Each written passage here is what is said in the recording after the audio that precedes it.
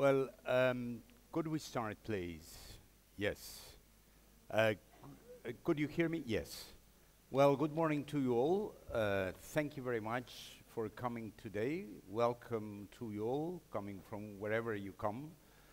This is the info day for the annual work plan 2019 of PRIMA.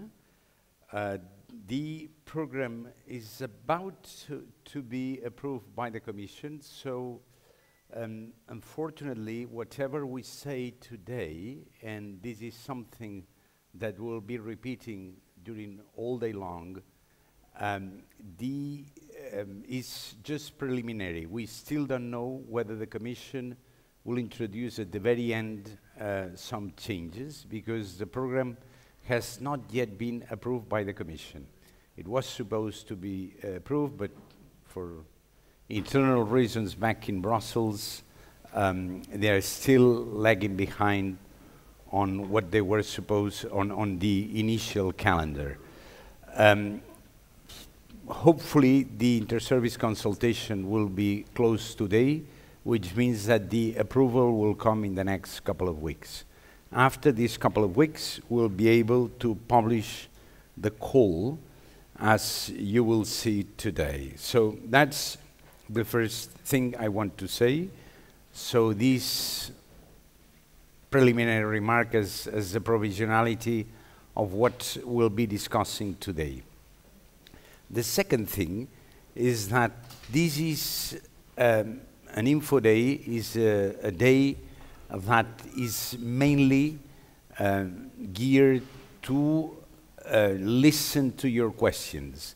I mean, we understand that you all have above average capacity of reading, so that you know how to read the calls. But what we are here today for is to listen to which questions do you have that are not on the papers.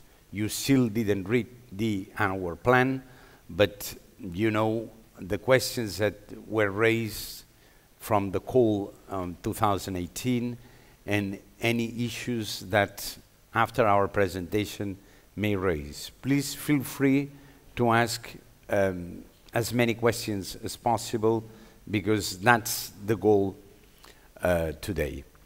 And I finish here thanking our host, the Union for the Mediterranean, who is represented by his Deputy Secretary General, Mr. Borrego, and the Generalitat, who I think, the Catalunya, whom I think owns the premises, but I'm not very sure about who owns what, but in principle I think it's La Generalitat de Catalunya. Thank you very much to you all for coming today, and I'll give the floor to Omar, who will make a short presentation on PRIMA. Thank you very much, Octavi. I don't know, I can't see the screen, but if you don't mind, I would like to stand up and talk to you. First, I would like to start with thanking UFM as well for hosting us. Our partnership in PRIMA with UFM has been from the very beginning of the program when it was an initiative, and we really are very proud with this partnership. I would like also to thank you for your interest and for your participation in our Info Day today, which is the first Info Day, hopefully, in a series of activities that will be organized by PRIMA to increase the awareness about the annual work program 2019, which is the second actually launched by PRIMA since we started the implementation of this program about 1.5 years ago. I don't like really to go into deep technical details, but I would like to deliver a very clear and hopefully short message from my few slides that I have prepared here, which are mainly linked to the objective and the goal of PRIMA. Why was PRIMA created? Why do we work on this initiative for several years? The idea started for PRIMA when I went back in the literature more than 20 years ago, when some officials and researchers in the region started thinking about having a true partnership between both sides of the Mediterranean to work together to find some real solutions and some effective solutions to the problems that we are facing as a community surrounding the Mediterranean. But in 2012, following the Barcelona conference, there were some starting of actual steps and starting the program or the initiative working seriously in order to become or to reach the stage where we are at as a program, launching calls and working together on the objectives of this program. I will present it in a format of challenges, success, and impact. And I thought about having challenges first, for sure, but then success and impact, which comes first? Because either you wait to see the impact and you decide that you are successful, or take it at this stage that we have managed to overcome those challenges that we have faced over the past 7 years to reach this stage and consider it a temporary success, and then wait for the impact after evaluation of the goals that we have been working on, prepared 2018, we are in the final stages, and we are about to launch the 2019 annual work program.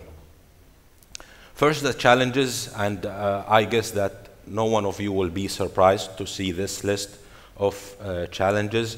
We are talking mainly climate change, for example, and I'll give you a personal example. Ever since I came to Barcelona, end of August, it was almost raining every day, and I have been hearing this almost every day, that this is unusual. I mean, this is not Barcelona weather, so there is something changing, and this is not only happening here in Barcelona, it's happening everywhere around the Mediterranean, and I think it's happening also globally. So we need to really focus on this and start taking this issue seriously.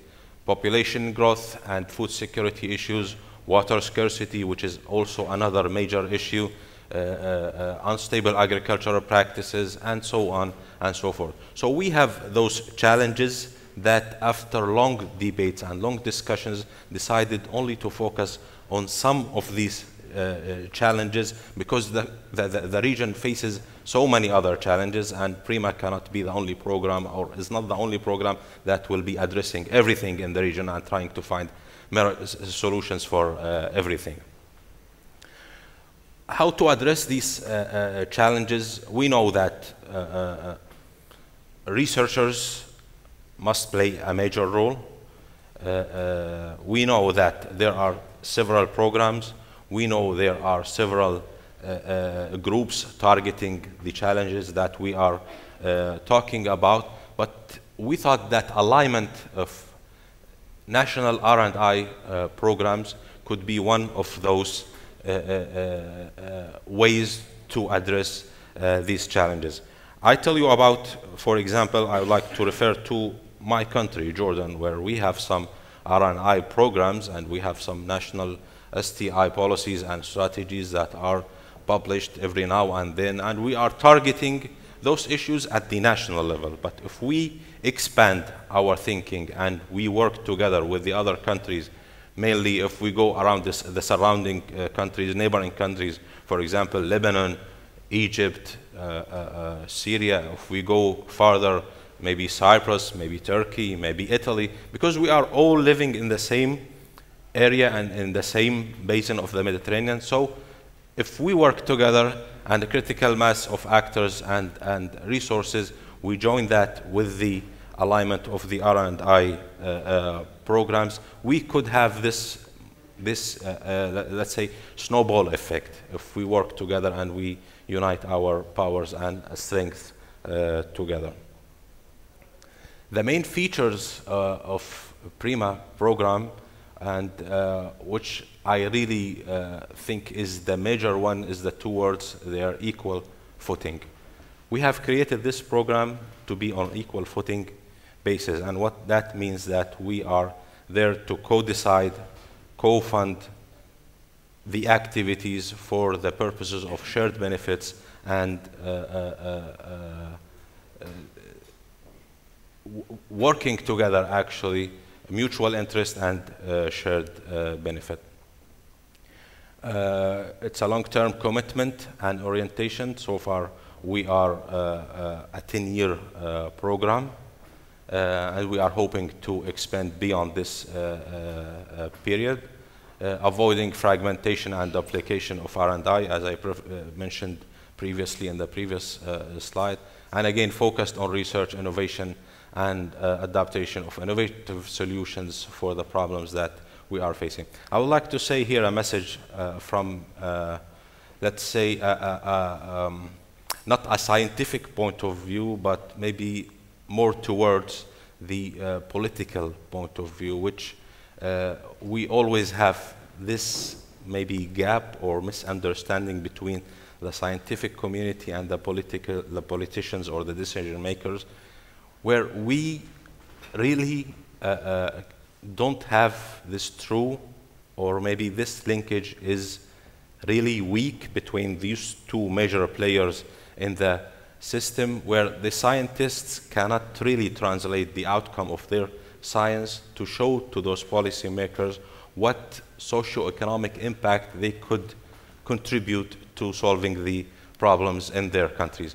Politicians mainly, or in the ideal case, always targeting the socio-economic impact of any activity that they decide to fund or to host or to sponsor. So if there is no socio-economic impact, they really, on the medium and long term, they don't care. Here is a map showing the countries that are participating in PRIMA. We are 19 countries, and the door is open, of course, for other countries if they are interested to participate. We have 8 non-EU countries and 11 EU countries, and we are expecting this network really to work together in order to achieve the goals of the program. Some of the expected impact, and I think I have touched on that, the economic impact and the social impact mainly. And again, this is very important to consider from a researcher perspective. If you really want to be successful in applying to PRIMA and having an impact, okay, and contribute to having an impact, you need to really think about these issues when preparing your proposal for PRIMA. Finally, I would like to refer to our website, which is a major tool, and we are continuously updating and upgrading this website for communication with the research community.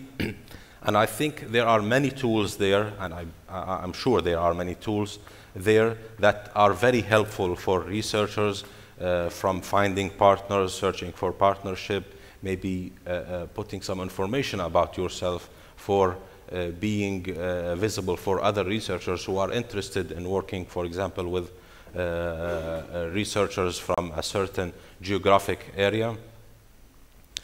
And also, in addition to that, we may have, every once in a while, we have some maybe public consultation that we would like to listen to your ideas and to share some information with you. So I really encourage you and advise you to refer to this website frequently and be interactive and provide us with your feedback continuously. That's it. Thank you very much for your listening, and I wish you a very fruitful meeting.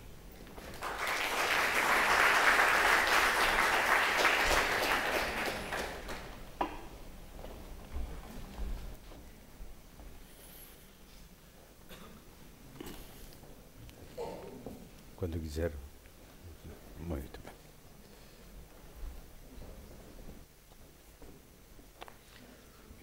Well, good morning, everyone. I think that, firstly, we are very pleased to have all of you here and to have the team PRIMA, which once again shows that to make things move more than knowledge,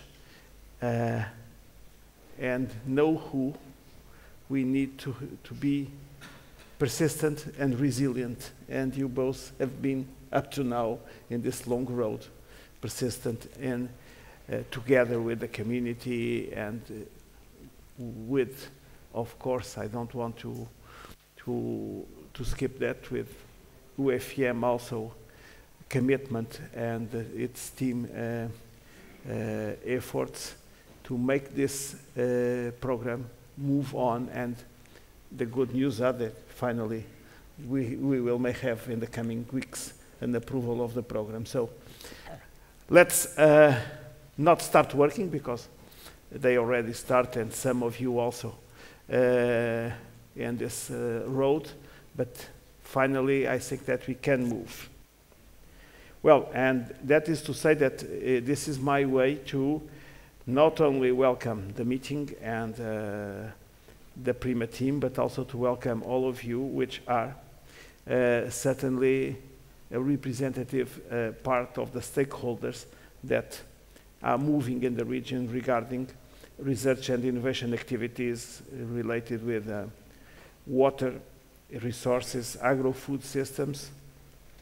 In the middle of this, there is always energy, which is my one of my portfolios in the UFM Secretariat, and we are working on that nexus, water, energy, and food security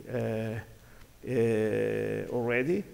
So this is PRIMA reflects a major achievement of cooperation and integration of research and innovation in the region. And I think that looking at, from the eyes of my organization, is certainly a good example of science diplomacy. PRIMA, together with the PRIMA-MED initiative for promoting blue economy in the Mediterranean basin and in the role of research and innovation, and understanding and addressing the root causes of migrations, was one of the main topics addressed in the Valletta Declaration. The Union for the Mediterranean is fully committed to actively contribute to the operational follow-up of these three topics. There are strong connections and therefore a high potential for collaboration between the objectives of the PRIMA program and the work being developed by the Secretariat of the Union for the Mediterranean, an intergovernmental organization under the co-presidency of the European Union and the Hashemite Kingdom of Jordan, bringing together the 28 EU member countries and the 15 countries from the southern and eastern shores of the Mediterranean, thus providing a unique forum to enhance regional cooperation and dialogue in the Mediterranean region. Synergies and complementarities are particularly envisaged with regard of the implementation of the UFM agenda on water, but also, and more generally, in the relation between important themes for the UFM action in the fields of employment, support to small and medium enterprises, environment, climate action, blue economy, as well as higher education, research and innovation, along, of course, the main focus population in our region, women and youth, which are the moving actors mostly in the region. Women, because they are really in the shadow, but they are drivers on decisions at family levels, and hopefully they are beginning to be visible in the daily life. Youth, because if you want to address the future of the region, we need to take care on this. Youth is more than 40% of the population and has an employment rate more than 40% in the region. So if you want to move on, if you want to contribute to development and to security, we need to address clearly those two groups, and youth in these cases is really the future to make move the results of innovation and research and make them applicable. In its capacity of co-chair of the PRIMA Scientific Advisory Board and observer of the PRIMA General Assembly, the Secretariat for the Union for the Mediterranean has been regularly participating to the regional meetings of the program, thus contributing to the drafting of PRIMA Foundation Statute, to the discussions on the PRIMA annual work plans, and to the elaboration of the PRIMA Strategic Research and Innovation Agenda, which it also largely diffused among its wide ecosystem of partners during the open consultation period. Likewise, the last October, the UFM Secretariat helped PRIMA Foundation to promote and dissemination a second public consultation allowing Euro-Mediterranean countries and stakeholders to provide their inputs in the view of the preparation of the PRIMA annual work plans for 2020 and 2021 and related calls for proposals. Early 2019, we foresee to further publicize next year's PRIMA calls for project proposals, in line with the principles of the co-ownership, mutual interest, and shared benefits embedded in the Union for the Mediterranean and in PRIMA. We aim at ensuring the participating countries from both shores of the Mediterranean Sea to contribute for the program on equal footing and benefit from balanced opportunities. In turn, PRIMA representatives are regularly encouraged to take an active role in the relevant UFM-driven forum. The challenges in which PRIMA and the Union for the Mediterranean coincide in addressing are progressively more complex. Therefore, it is necessary to envisage complex solutions and the shared efforts to tackle those challenges. Taking this into account, the UFM Secretariat 2019 work programs depart from the Nexus approach. In so doing, the PRIMA Foundation is regularly invited to attend the UFM Water, Food, Energy Nexus Task Force, in addition to the UFM Water Expert Group and the UFM Climate Change Expert Group, namely its coming ad hoc meeting on agriculture next April. Regarding climate action, science and policy interface, I would also like to remind the support of the UFM, the support that UFM brings to the development of the network of Mediterranean experts on climate and environment change. Indeed, MEDEC represents a collective effort to elaborate a first assessment report on the situation of climate and environmental changes in the Mediterranean basin. Hopefully, end of the summer next year, we will have the first complete report of MEDEC to be presented in COP25, but firstly to be shared and discussed in its highlights with the community. So you are invited to be active participants in that debate. I have no doubt that this report, finally draft report foreseen to be finished by the end of next year, will bring a very high-level synthetic information relevant to PRIMA. Future climate conditions are the first and foremost data of upstream research for downstream innovation projects. Moreover, an important chapter of this report will be devoted to water and food resources. Nevertheless, the extent of the cooperation between the Union for the Mediterranean and PRIMA is not completely defined yet. At present, we keep exploring ways of cooperation within the activities supporting program operation funded and implemented by PRIMA participating studies. These activities, included in the 2019 PRIMA work plan, are the establishment of a committee gathering relevant public and private stakeholders, the promotion of education training in PRIMA-related fields through MOCs, and the creation of an innovator broker and the building up of an agro-food sector observatory. Allow me to conclude by wishing you all to find the following sessions very useful in the overall purpose of the better acknowledging and understanding the priorities established under the PRIMA 2019 work plan and facilitating the participation to all the interested regional stakeholders to the upcoming calls for project proposals. Thank you very much for your attention. I wish you a fruitful morning And be sure that PRIMA will be always most welcome to hold meetings and to share objectives and work to do, because having objectives implies working together. So thank you very much. Good morning.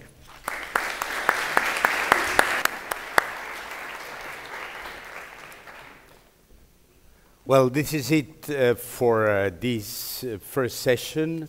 So we'll now go to the next session. And Really working. yes. No, real work, it has already started. But let me maybe tell you the way we plan to work now.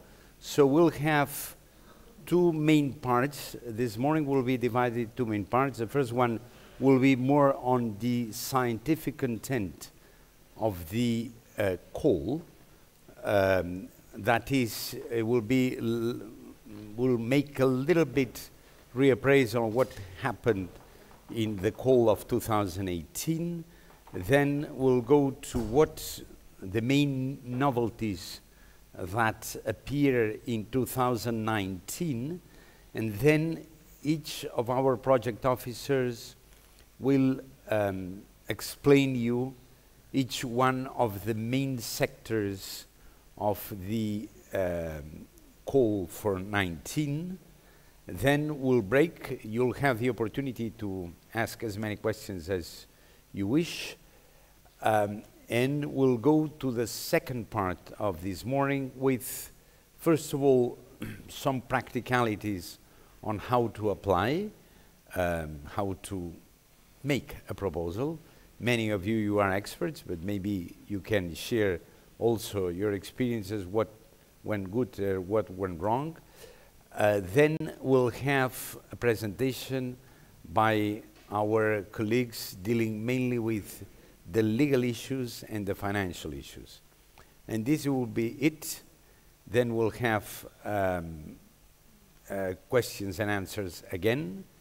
Then we'll have a lunch in which we expect to keep discussing. And if need be, we'll extend it for the afternoon in case there is need for it. But for the time being, we foresee to end up our work for the after the lunch. So it will be, the lunch will be the last event, unless we need some more space and we are flexible to extend it 1 more hour or so. Thank you very much. So let me invite to the podium now Antonella Utino. Let me shake hands with our host. Sr. Borrego, muito obrigado. Sempre bem-vindos. Obrigado. And maybe, is there room for everyone here? Yes.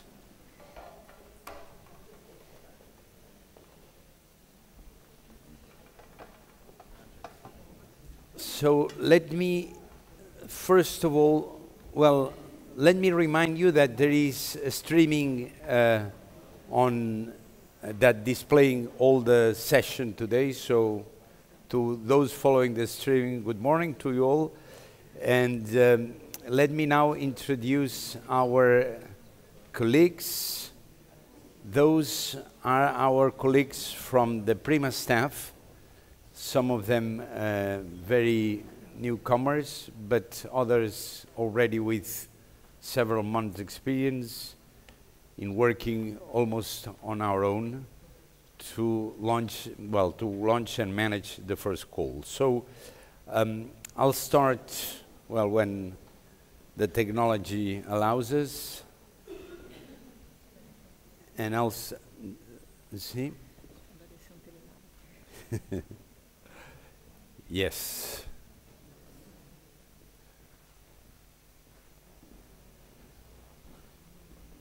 Well, you will not complain by nor the venue, nor the sunshine outside, so you have an extra merit being here today with such a nice environment. Yes.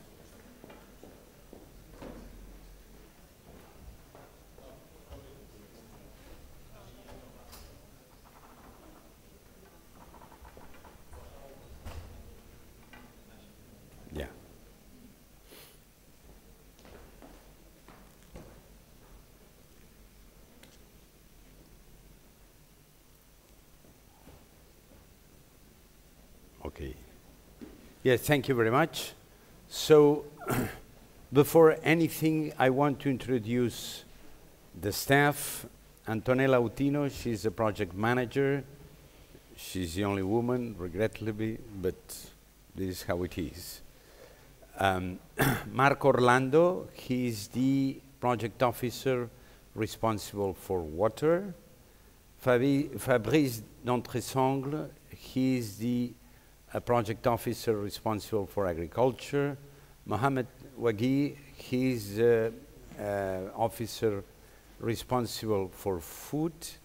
And finally, Ali Rouma, who is the officer responsible for the Nexus. And as you will see, he also will present the CSA, which is something that did not appear, neither Nexus nor the CSA, the Coordinated and Support Action, sorry to use these acronyms, that will appear in the Annual Plan 2019.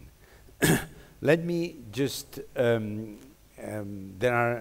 you will see all the staff, but just to remind you that we have also with us giving support to this event today, Wajid, Jordi, and Aliénor, who is somewhere around here, and from the UFM, Nuria, and I don't know his name, but Paul. Good, excellent. So if you need anything that we can help you, please refer to them because they can provide you, I hope, with most of your needs that you may have for the event today. Now, I'll go very quickly to some of the issues. If it works, it would be wonderful, but it doesn't. So, I don't know why, but that's special effects. I hope not, or... No, good. Now it works. So, again, you will see this disclaimer everywhere. I already announced it, so forget about it. And those are in section 1. You know that there is section 1, section 2, you all know this. So those were the proposals that we received in stage 1, that is the 484, that were considered eligible for 55, and then 32 went to the second stage, out of which 30 were evaluated. The topics, you see that farming has a big share, also followed by water and food being much less, almost half of water. So section 1, I'm referring here to section 1. The mean budget, you see that those which went to the stage 2 are bigger, and therefore they have more partners, and logically they have more budget. This, and I want to underline this, does not mean that the bigger the better. So that is not an indication that more partners you put, the better. We want partners, we want balanced proposals, and certainly with partners from the south, non-European, who are not there just for window dressing, but really with a real role. And this is something we want to emphasize, because some projects, very good projects, were turned down by the evaluators because they considered that some of the partners, usually the non-European partners, were there just because they needed non-European partners. So I want to underline this message. We want partners who really contribute as much as any other partner. That's the first message. Here you see the distribution. You see that by far and large, this is farming. By far and large, number 1 was Italy, Number 2 was Spain, then Tunisia, Greece, Algeria, Egypt, and so on and so forth. So here you see in food, again, Italy leading and Spain second. You see the greens are those which went to stage 2, and roughly they follow the same pattern. So the pattern of this distribution, we have a distribution in which some countries lead the show because there are many more applicants from these countries. This is for water. In water, logically, Spain made it better. Spain is a much drier country than Italy, and therefore the problems here are much bigger than in Italy, and no surprise that more applicants from a dry country than not so dry make the main bulk of scientific community.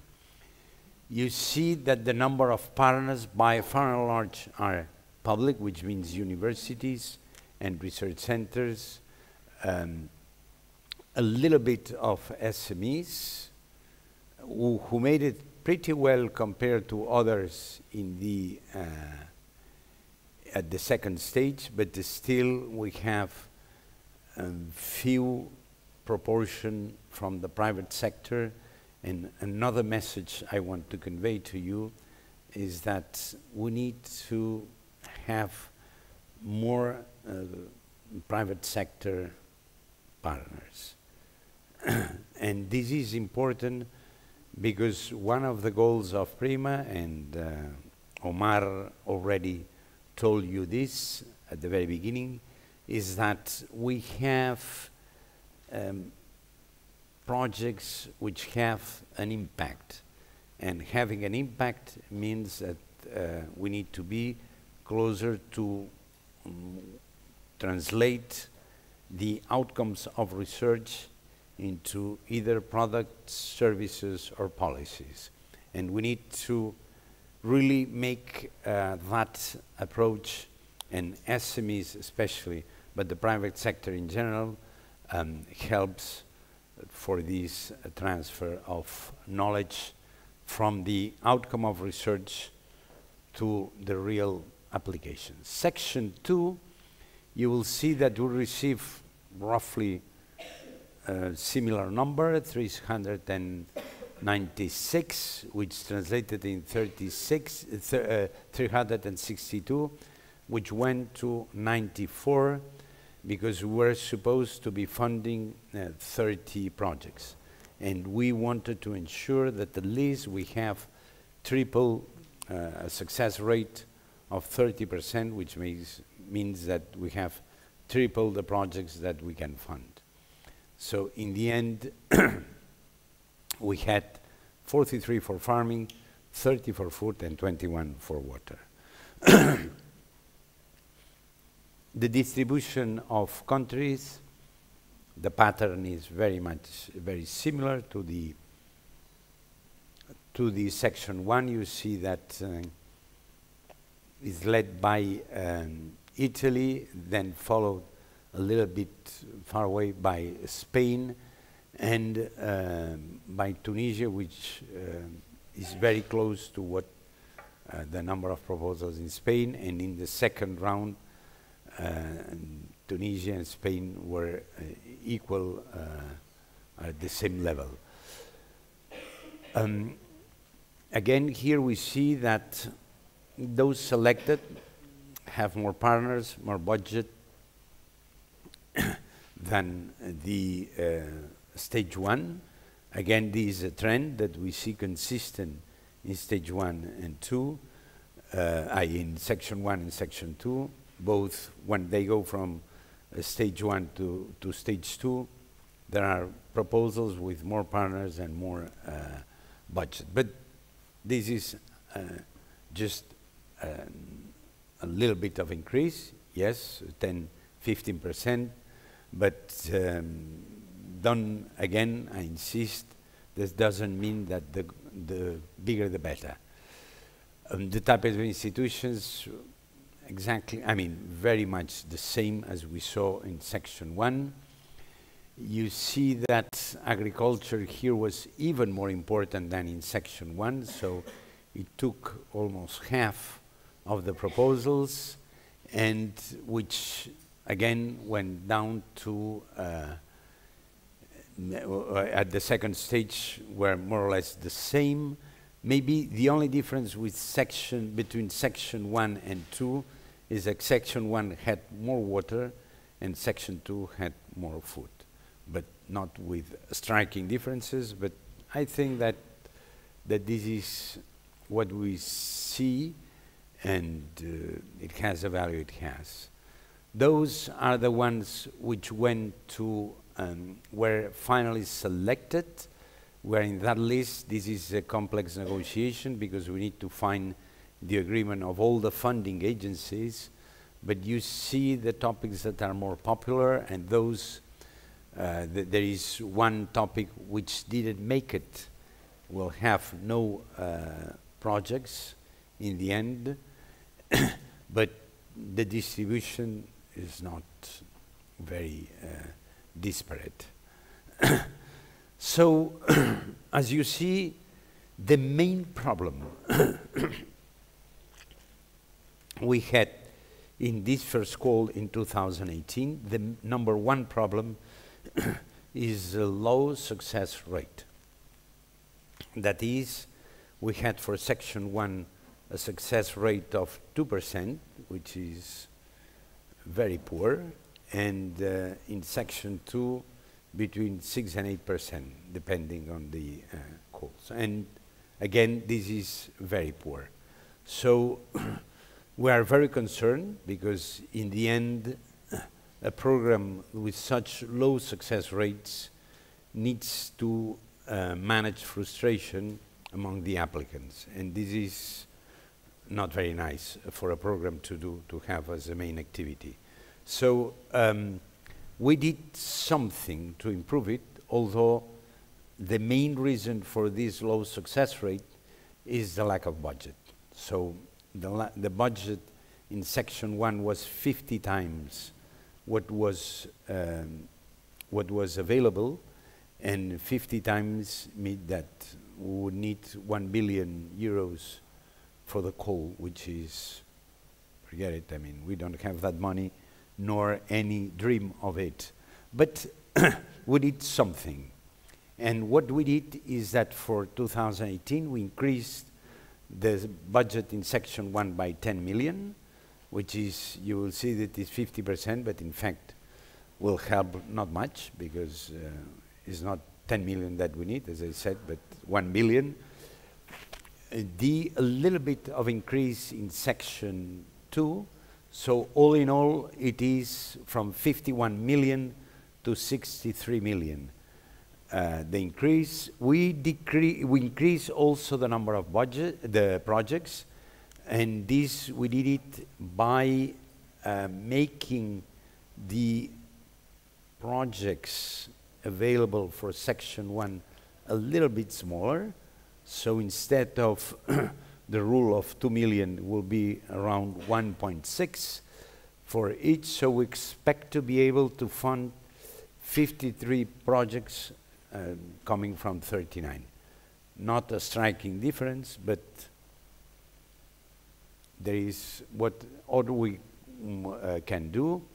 And finally, what we want to do is that the priorities are more focused, so that instead of open up for all sorts of topics, will be more focused in this next call. And I hope that you understand that the scope will be narrower, and therefore you need to stick to the scope, otherwise you're out. And this is something that means that you need to carefully read what is expected from you. And this is it for me. Thank you very much for your attention, and let me, now you are going really to the bone of 2019. Up to now we just spoke about blah blah and some experience of 2018. Now we go to the essence, and Antonella, you have the floor. Thank you. I'll try to see my presentation. That's it. Good morning, ladies and gentlemen. I'll take also the opportunity to welcome you today here in Barcelona, and also for those who are connected through streaming.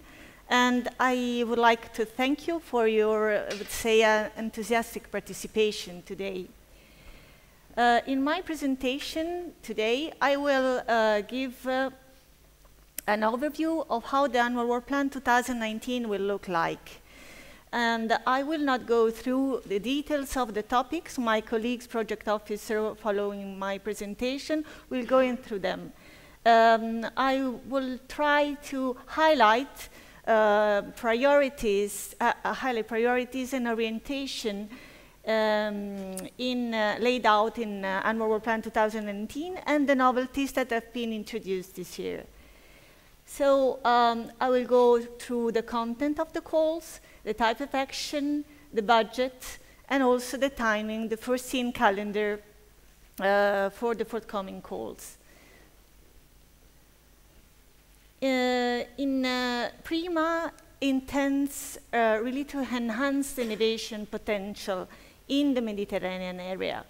And that is really relevant in Annual Work Plan 2019, where 3 measures, let's say, have been adopted.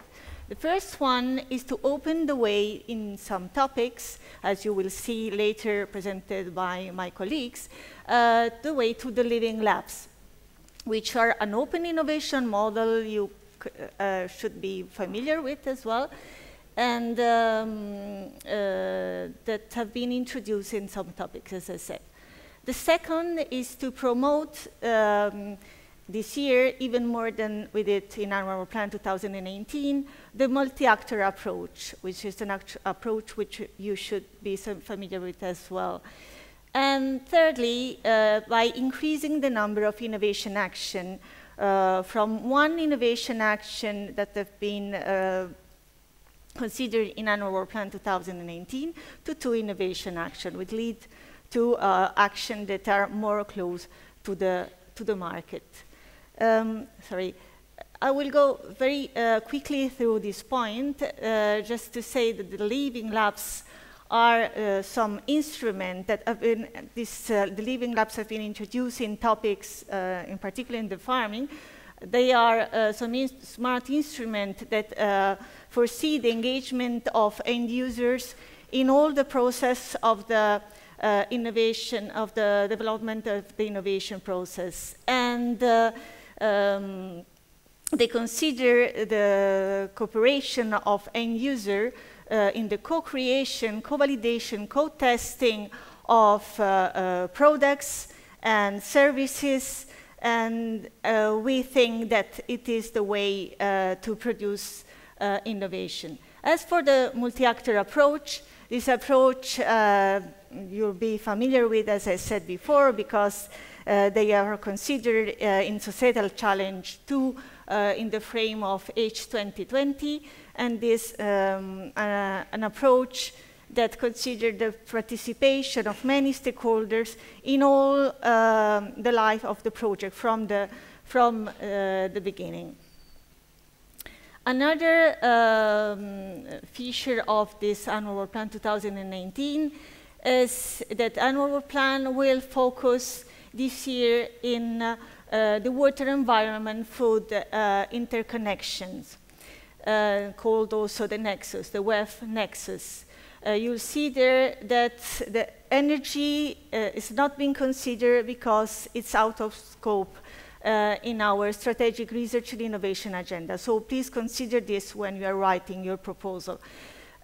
We are focusing in the interconnection among those sectors because PRIMA is wishing to move from the silos approach and go to a more horizontal perspective.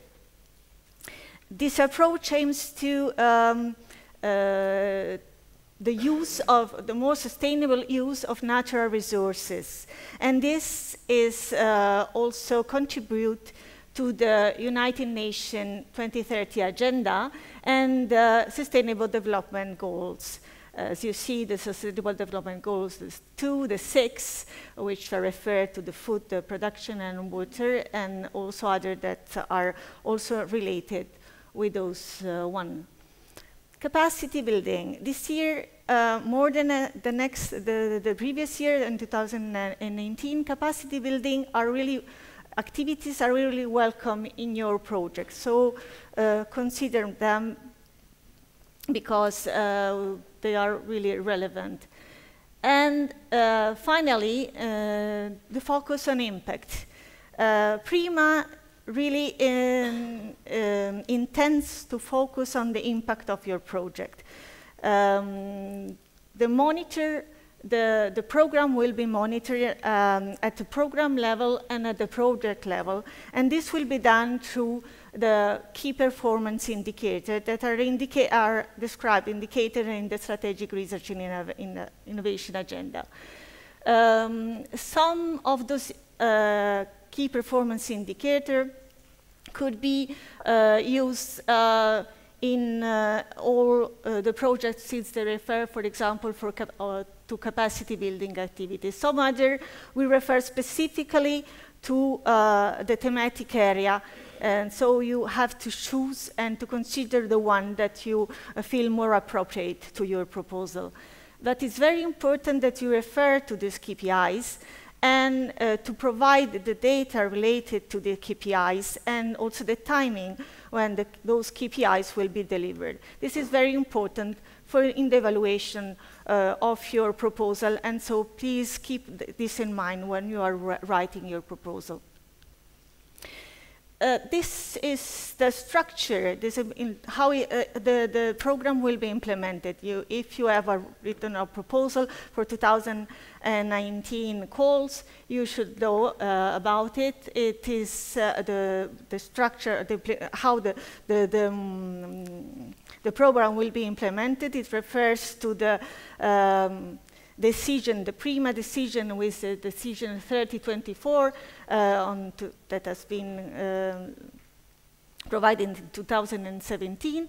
The program is structured in section with activities for section 1, action and activities that are organized, managed, and funded by PRIMA with the EU funds, so section 1. Section 2 refer to those activities that are organized and managed by PRIMA, so by foundation, and with funded by the PRIMA participant funding agency. And section 3, we are not referring today so much to this section, but we will find the information in the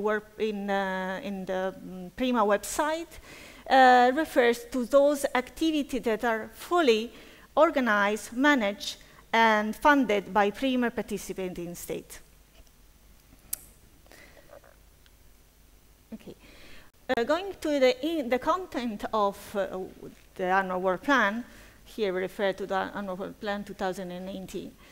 The Strategic Research and Innovation Agenda of PRIMA sets the orientation of the PRIMA program. In terms of strategy, with a long vision till 2028. And there are the indication of the priorities, which are under 3 thematic areas: the water system, the food value chain, the farming system, and the food value chain. Priorities that are being described there are 4 priorities under each thematic area. So we'll see there 4 priorities each under thematic area. In 2019 calls, these priorities have been all respected in the sense that we have opened to all the topics that are referred to those priorities, each one corresponding to a call in section 1 or in section 2, as you see there. As for 2019, and referring to what Director Octavio Quintana told us about the success rate, as a measure, we decrease and we focus into some priorities. So not all the priorities are open. Some of them will be open. And those ones are indicated, I don't know if you see very well, are indicated there. For thematic area, water management, priority 1, 2, 3, you will see better in the strategic research and innovation agenda. For thematic area farming system, the priority 1 and 2, and for the third, the thematic area, food value chain, the second and the third. And this year, we open to a new area, as I said to you before, because we will focus in the dependency among the sectors, so in the nexus sector, and we have a fourth area, which is indicated below with this arrow, and the thematic area that are interconnected.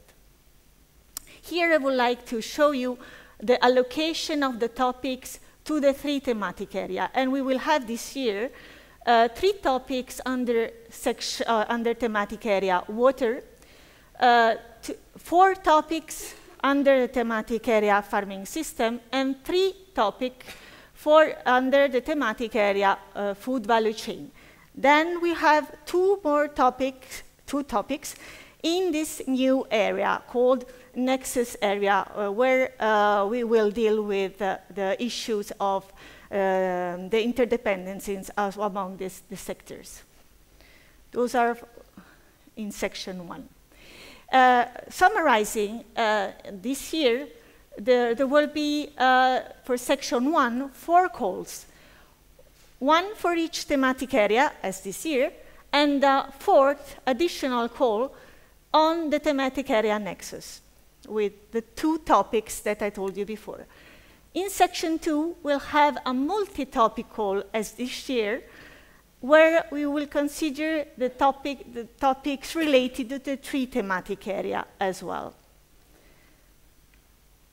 The type of action we will have.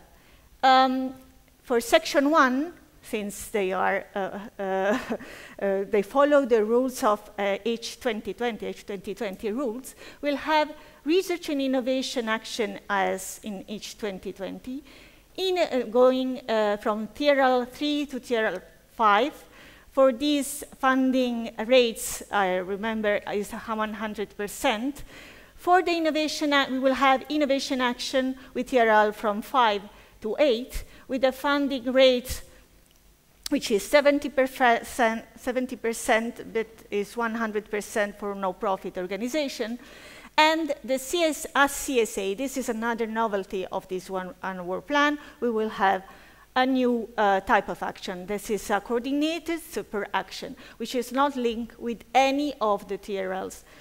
And the funding rate, of course, there is 100%. This is information that are typical of H2020 rules. On the other side, for section 2, we'll have some research and innovation agenda analogous to the research and innovation action, analogous to research and innovation action of H2020, but this will follow the national regulation. So for this, you will have to go in the website and see the national regulation or refer to the national contact point.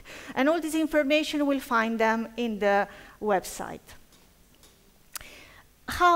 Here, it's very quickly to see how the allocation of the type of action to the priorities. And summing up, we'll have 2 innovation action, as I said to you before, 3 research and innovation action, 1 coordination super action, and 6 research and innovation action with rules that are analogous to the one of H2020. Here is a breakdown of the budget for each call. For the call water, so linked with the thematic area water, the budget will be of 6.4 million. For the farming, a bit more, because this is related to the fact that this year we received a lot more of proposal from the farming system. So it is 10.9. For the coal agri-food sector, 6.4.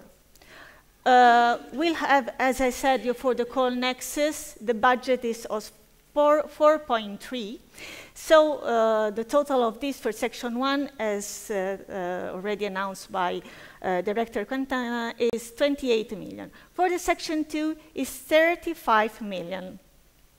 So approximately a little bit more of what was considered in Annual Work Plan 2018. And the total portfolio for calls 2019 will be 63 million euro. So it is increased from what we saw last year. This is the breakdown of the budget on the type of action, just to see that there is a balance on the budget among the innovation action and the budget that have been dedicated to the research and innovation action, with a little part of the budget dedicated for the CSA. And, well, this slide is to see graphically what I said before about the budget dedicated to each call, to each thematic area. And here you will see better that for the farming system, we are consider a lighter, higher budget. The number expected of grants for Section 1 is 18. And okay, the budget for Section 1, 28 million. The same for Section 2. Here you will see that for Section 2, there is much more balance among the three areas as concerned to the budget, approximately to 12 million euros. And the number of grants will be of 35 million. So, as for the calendar, it's not easy to foresee exactly the date. We hope that if the approval of the annual work plan from the Commission will be in the next weeks, we could launch the call by mid-December. But those information will be available on the website, and you will be informed as soon as possible. The submission of the calls will be foreseen 7-8 weeks after the opening of the calls, so with the evaluation process going into two-stage evaluation for the for the action that are foreseen, except for the CSA, so for the coordinated super action will foresee only one stage. The announcement of the result could be in December, at the end of December 2019, and the signature of the grant agreement as this year, as for Annual Work Plan 2018, should be foreseen maximum 8 months after the proposal submission deadline. So when we will know exactly the date, we will see exactly when the grant agreement with the successful proposal project will be signed. So thank you very much for your attention. And I think I leave the floor to my colleagues. Marco. Sì. Okay, I'm not sure if it's on. Yes, you can hear me, I guess. So, good morning to everyone. As you may remember, my name is Marco Orlando, and I am the project officer responsible for the water management call. Perfect, we can move on to the next slide. Okay, yes, this one. Sorry about that. Good. So, as my colleague Antonella said, for 2019, we are going to have 3 topics for the water management thematic area, which are going to be split between Section 1 and Section 2. For Section 1, we are going to have a research and innovation action, which is going to address sustainable groundwater management in the Mediterranean area. While for Section 2, we are going to have 2 topics. Even in this case, we are talking about research and innovation actions. The first one aims at bridging the gap between the potential and the actual irrigation performance, while the second one will address the matters, the issues that we are facing, issues related to the use of low-quality waters. Okay, so let's move on and start with the first topic, the Section 1 topic, Just a note before I go in detail, I talk about the content of the topic.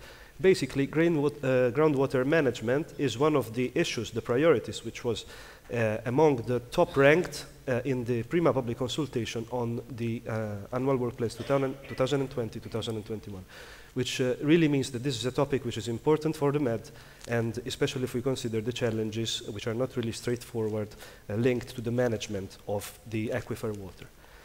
Okay, so let's start from the challenge. Basically, we know that groundwater is a very important resource for the Mediterranean, but underground water bodies are threatened increasingly by overexploitation and pollution.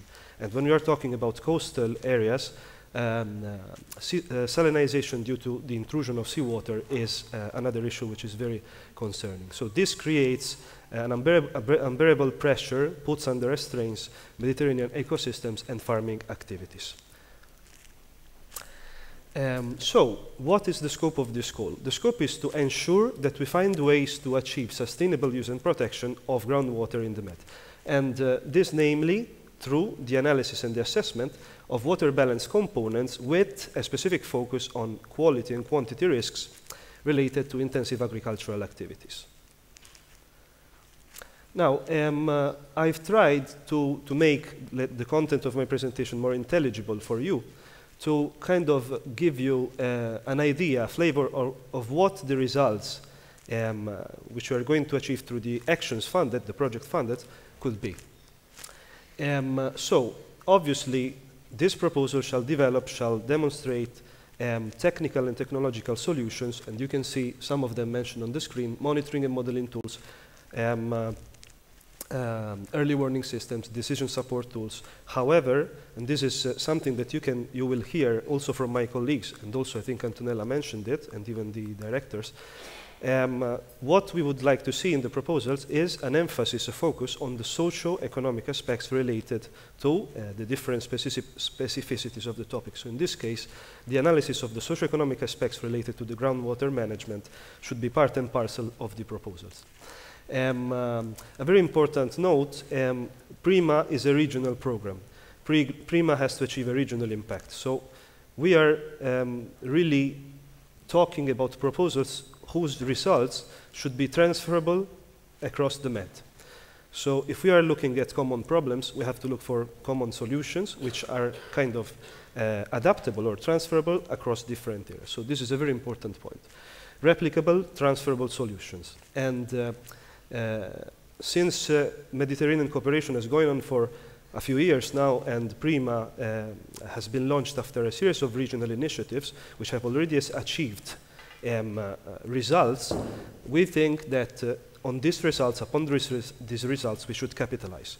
So if we achieved, there are best practices, innovative solutions, solutions which are working to address this topic, these issues, groundwater management, proposals should look at them and capitalize further, build upon these. Capacity building as well, in this case, to support decision makers. Here in this slide, you see some cross-cutting issues, which again, you will see also in other topics. Apart from the specificities, these are really aspects which are important for all the thematic areas and which most of the proposals will probably have to encompass in the end. So, what is the overall impact that we would like to have, funding actions tackling this issue? This topic, this call, aims at one's project to contribute to the improvement of groundwater resources, resilience and security in the Med. And this can be done in mainly focusing on two things. On the one hand, importance should be given to governance and management strategies which will help us exploit and use aquifer water in a sustainable way. On the other hand, through the analysis of basic components of the groundwater cycle and the development of novel modeling routines to determine them. Well, this was the last slide on the first topic, section 1, so we can move on and go to section 2. Section 2, I'm going to repeat, it's going to be addressing two topics. The first one is this one, bridging the gap between potential and actual irrigation performance in the Mediterranean. What is the challenge that we have in front of us? We know that irrigation is the largest water-consuming activity in the Mediterranean area. But however, a gap exists between the optimum irrigation performance and the actual one, the actual water balances. So this is the challenge proposal should address. In this slide, I've tried to summarize the concept, the scope of the call. We are looking at how can we achieve sustainable irrigation in the Med. The way to do this is by reducing the gap between the optimal and the actual irrigation performance. And what we should look for is solutions which are at the intersection, solutions which are innovative, but which are at the intersection between management, governance, and technology. So, how can we do this? The concept is that proposals should identify case study areas, establish a dialogue, set up dialogue platforms with local stakeholders to identify the causes, the reason, the bottlenecks, why the innovation performance can be improved, and through the development of site-specific innovation at technical, organization, and policy level. So this is really what we are looking for, solutions which look in a holistic way at these three dimensions. And again, as Antonella mentioned, the involvement of stakeholders, actors, the multi-actor approach, people from the sector, people and users, or water utilities, or governmental bodies.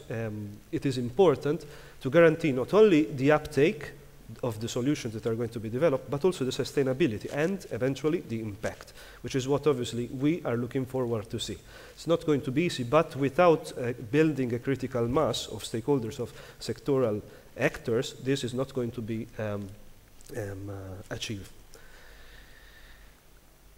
So, to condensate the overall expected impact, the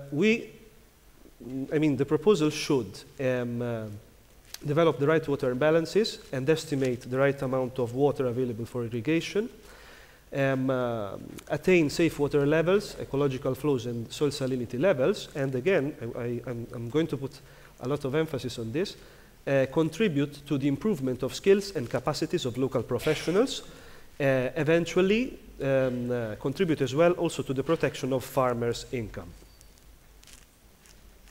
And with this we go to the next topic, which tackles issues related to the management of low-quality waters. What's the challenge for this specific topic? In a context characterized by decreasing availability of fresh water, it becomes very necessary to use low-quality water, saline, sodic water, and/or treated wastewaters for irrigation. So, in this context, what we are looking for is site-specific management options which help us achieve sustainable use of low-quality waters in areas which are obviously exposed, susceptible to salinization and sodification. This is the challenge that we have to address. Now, what is the scope here? The scope of the topic. The scope is try to develop, to create sustainable solutions, including management and policy. So technical, technological, governance, and policy for using quality water in irrigation in the agro systems of the Med. Even in this case, it's really a matter of creating an environment. We can obviously call it an experimental, a demo site, where obviously these demo sites have to represent different Mediterranean scenarios, different Mediterranean conditions in terms of water scarcity, use of low-quality water for irrigation, crops, conflicting water uses, and governance schemes. And these demo sites, these experimental sites, have to, I will go back, develop these sustainable solutions by investigating, developing, and demonstrating, showcasing management and government strategies on the one hand, focusing as well on capacity building of local professionals, so that these solutions are validated, demonstrated, and uptaken, and in order to guarantee the sustainability and the impact, and focus also on the application of physically based simulation models and novel technology. So once again, there are a lot of complementarities between these elements, even they may seem, obviously we are talking about developments in terms of management, governance, technology, and so on. And that's it. This should also result in the prevention and control of salinization and solidification of water and soil. So to condensate again in one slide the expected impact for this call, proposal shall contribute to the optimization of the management of low quality waters in the irrigation sector. This is important because it will help us preserve the productivity of soil and water.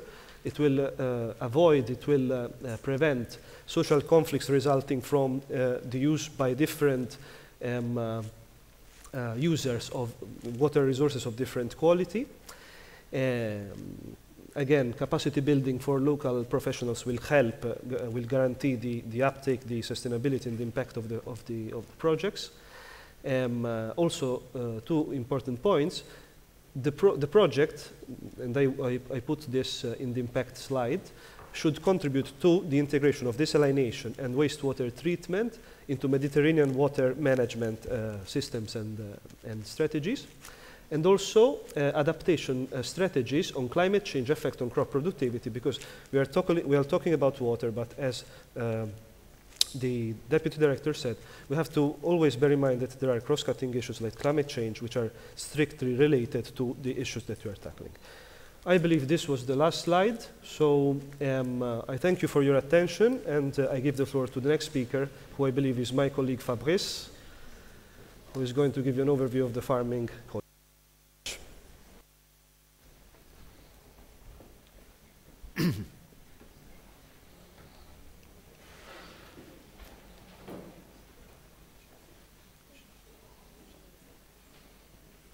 Can you put the...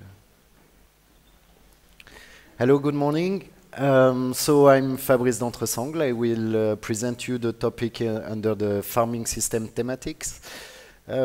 So to start, as already said, there will be 4 topics under the farming system thematic area, 2 under the topic, the section 1, and 2 under the section 2.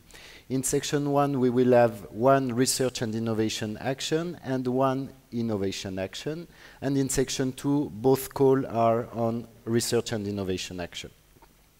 So the first call is about conserving water and soil in the Mediterranean area, in dry system. There is a technique or a practice that is called conservation agriculture that can provide solution to save water because more than 70% of the water we are using is devoted to the irrigation, to the agriculture, so it's a lot, and we have to find solution to reduce this consumption and to increase the efficiency of the plant to have this water available. The conservation of the soil also, the conservation agriculture provides solution for that. It's a big challenges in the Mediterranean area. There is a lot of problem of erosion, of salinization, of loss of fertility.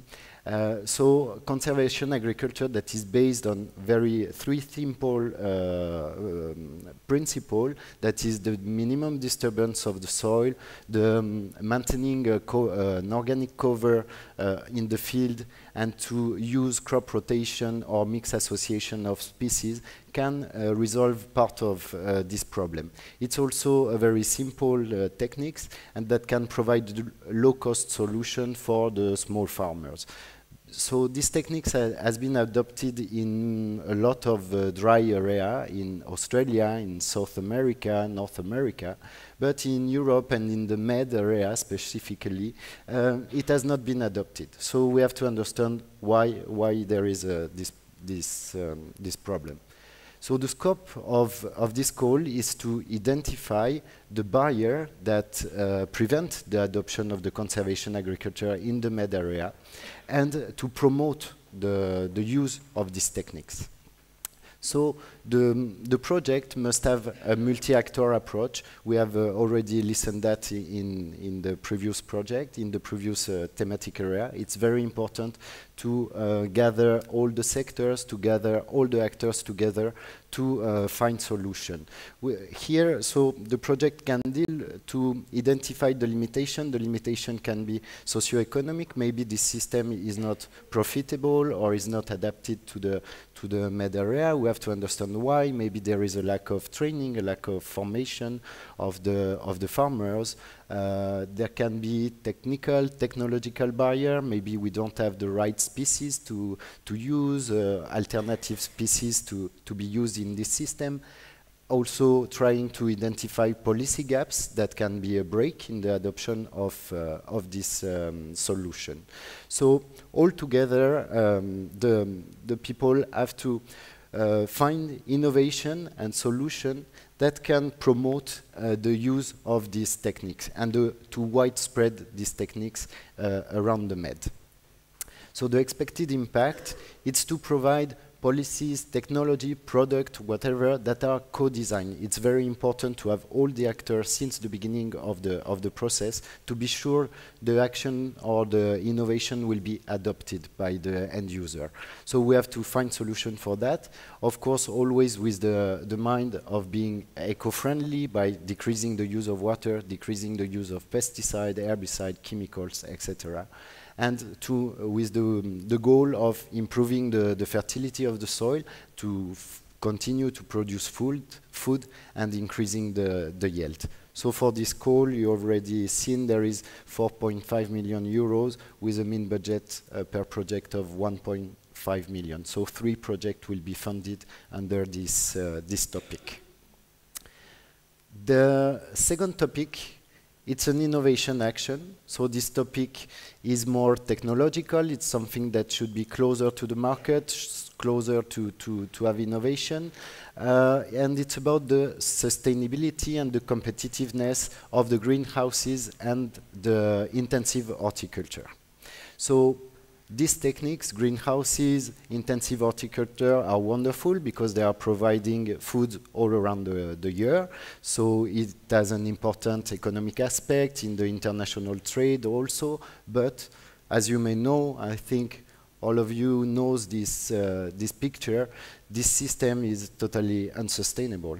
This part has been called the sea of plastic. So when the greenhouse is degraded, there is a lot of plastic that is spread in the environment that provoke contamination of the soil. There is also a lot of problem with leaks in the system. So fertilizer, nutrients are going into the surface water, groundwater, and can provoke eutrophication, pollution. So it is not sustainable at all. And there is also another aspect, the social aspect of the people that is working in this system. Many times the working conditions are very bad. Many of the people, employees, are migrants with very low salary. So it is a main challenge we have to take into account. So the scope of this topic, it's to design new greenhouses and new intensive horticulture to make it sustainable. To make it sustainable, we need technology in this field, maybe to have more control of the fertilization, control of the water, to limit the leaks that provoke this eutrophication that is a real problem for the environment. So the design should be sustainable with the 3 pillars according to the 3 pillars of the sustainability, socially, economically, and environmentally friendly. We have to find solution also for pest management to use techniques that are more environmentally friendly because the chemicals that are used until now are not very safe, if we can say. So it is important to connect also the SMEs because SMEs are the main provider of this kind of technology. So it's very important to bring together the farmers, the growers, the agro-food sector because we are producing food in here. So it can make a link also with the other thematic area related to water but also related to food. What is expected, especially here, if new technology are developed, training and capacity building is very important. You have to teach the people how to use the technology or the technique you are developing. So the expected impact, of course, it's to improve the system, to have systems that are competitive and innovative, but that are respectful of the environment. This is a main aspect. We have to improve the working condition of the people, of the employees that are working here. We try to provide tools for the growers to better control their system, to avoid problems with the environment. And the goal, of course, it's always to produce safe food, healthy food, and why not going to an organic food production. So the budget of this call is 6.4 million euros with a mean budget per project of 1.6. So 4 projects will be funded under this thematic area. The next call, so we are switching to section 2 now. It's a research and innovation action that focus on innovation and small farmers. As you may know, small farmers are the main producer of food. They are producing between 50 to 70% of all the food we are consuming. So they are very important in the chain, but they live in very hard conditions. Many times their incomes is very low, and so the rural area is not so attractive. And maybe the lack of information and the coordination among them do not allow them to access to the technology or to access to new techniques. And when these techniques are available, we can see it is not tailor-made for them. Very high technological, this tractor with a screen, GPS, etc., is very far from the reality of these people here. So we have to find solution to again bring people together, to make the innovator closer to the farmers and to make the farmers at the center of the innovation in reality. If we can do that, we can also maybe control the fact that people is leaving the rural area to the urban area.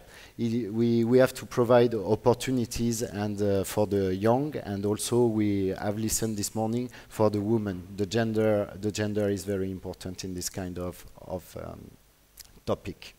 For this, we are proposing a tool that has been presented by Antonella previously. It's a living lab. So the living lab, it's a tool to make the innovation available to user, because since the beginning you are involving the user in the creation of the innovation. So if he is involved, of course, it would be much more easier for him to adopt the new technology, the new practice, or the solution provided. So the living lab is something that can be virtual or physical, where you bring all the actors together.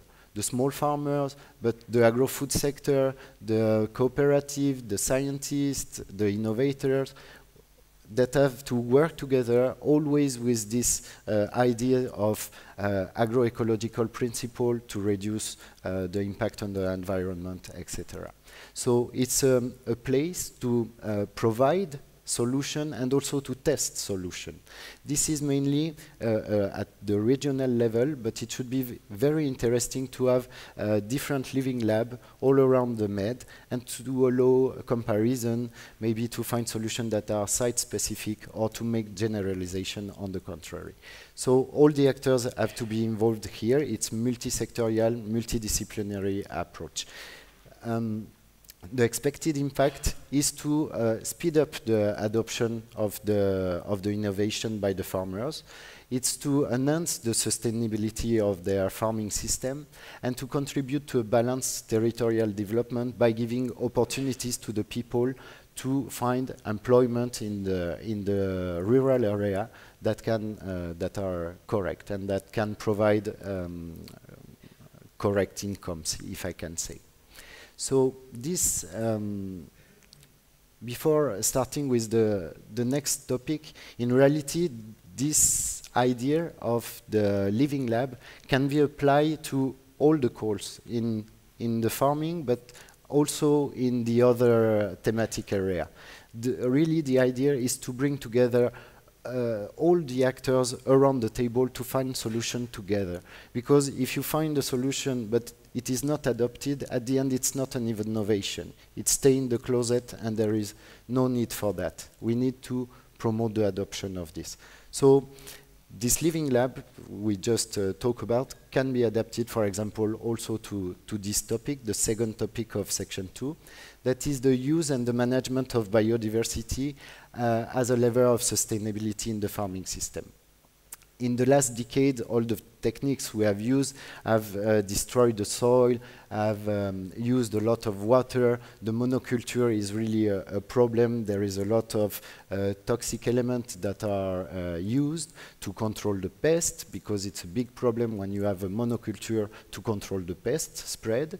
They are destroying the microorganism and macrovertebrates in the soil that are very important for the soil's fertility. So we have to introduce a little bit of diversity in this monoculture approach. Med area is a hotspot for Mediterranean biodiversity, and we have already lost a lot of biodiversity in terms of general biodiversity, bird, insect, what you want, but also in agronomic varieties, old varieties that have been forgotten with the new techniques. So we have to promote the use of the biodiversity and to include it in the new farming system. The goal of the scope of this topic is to include the biodiversity to allow the system to be more resilient. If there is more complexity in the system is more resilient to parasite, more resilient to drought, more resilient for a lot of things. We can also take advantage of many species that can stock carbons in the soil, organic water, organic matter, etc. So it's very important. Also, with the introduction of new species in the system, we can produce new product, maybe new food product. So it's also, and again, an intersectorial approach we are here. The agro-food system, the agro-food value chain can participate to the development of this kind of system, sustainable system. Of course, ecological and socioeconomic analysis are expected in this type of call. So what we want to have to the expected impact is, of course, to increase the resilience of the agro-ecosystem, save water, save soil. Soil is a cross-cutting theme in the PRIMA program, so you can find it everywhere. And we try to give added value to the final or the new product that can raise from the use of this biodiversity. And of course, to protect and valorize this biodiversity that is very rich in the Med area. So this is my last slide. Thank you very much. I will leave the floor to Mohamed. 15 minutes, 15. Okay, well, good afternoon, everybody, because now we passed the 12 p.m. I am Mohamed Waghi, the Brima project officer for the agro-food sector. For the next 10 minutes, I'm going to present to you the future calls or topics relevant to the agro-food value chain, which has going to be published as part of the Brima Call 2019. Okay, for the food sector, we have 3 topics. One under section 1, it's an innovation action tackling the traceability and authenticity of the Mediterranean food, and we have 2 research innovation actions topics under section 2. Okay, first is the food safety, which is something that we could not waive. No one of us for sure will put the health and the healthy of his kids at risk. So we need to make sure that the food that we are eating is of a high quality and it's also healthy. But the problem currently is that with the complexity of the food system that we have in the production or the food process, as well as the globalization of the food, that in the supermarket close to your home, you can find a product produced somewhere else in the world. So you couldn't make sure that this food is healthy and editable, and you can secure the health or the safety of this food. So the current labeling system is not enough to minimize the distribution and the production of the poor quality food, and there is a need for a new and good system so we can track the process of the production from the farm till the market, so we can be more sure about the quality of the food that we are using. This raised the importance of the traceability and the authenticity of the food in the Mediterranean region. So the scope of this topic is to develop an innovative analytical tools and technologies to achieve the traceability and to confirm the authenticity of the Mediterranean food. And this for sure need as well to raise the public awareness in the Mediterranean communities about the importance of the traceability and how to detect and use these tools, as well as education and training capacities as well. Then to provide a robust certification and authentication bodies at the regional level, so these like laboratories, food centers can be linked together and share expertises and best practices among each other, and at the end to build a database and networking for the specialized Mediterranean plant varieties and animal breeds that we have, especially if we know that for the botanical varieties, for instance, in the region, we have around 20,000 species in the region. 60% of them are unique and specific for this region. So the impact for sure of this is to raise the confidence of the customers on the quality and the safety of the Mediterranean food, which for sure will reflect on the globalization and the trades between the Mediterranean countries and also abroad through the food exportation. This will also foster the joint integrative activities, because this is the heart or the core of the Brima, to secure this regional cooperation and integration between the different Mediterranean and European countries. And finally, to added value to the Mediterranean food products, because we can certify that these products are safe and produced upon quality and high standard.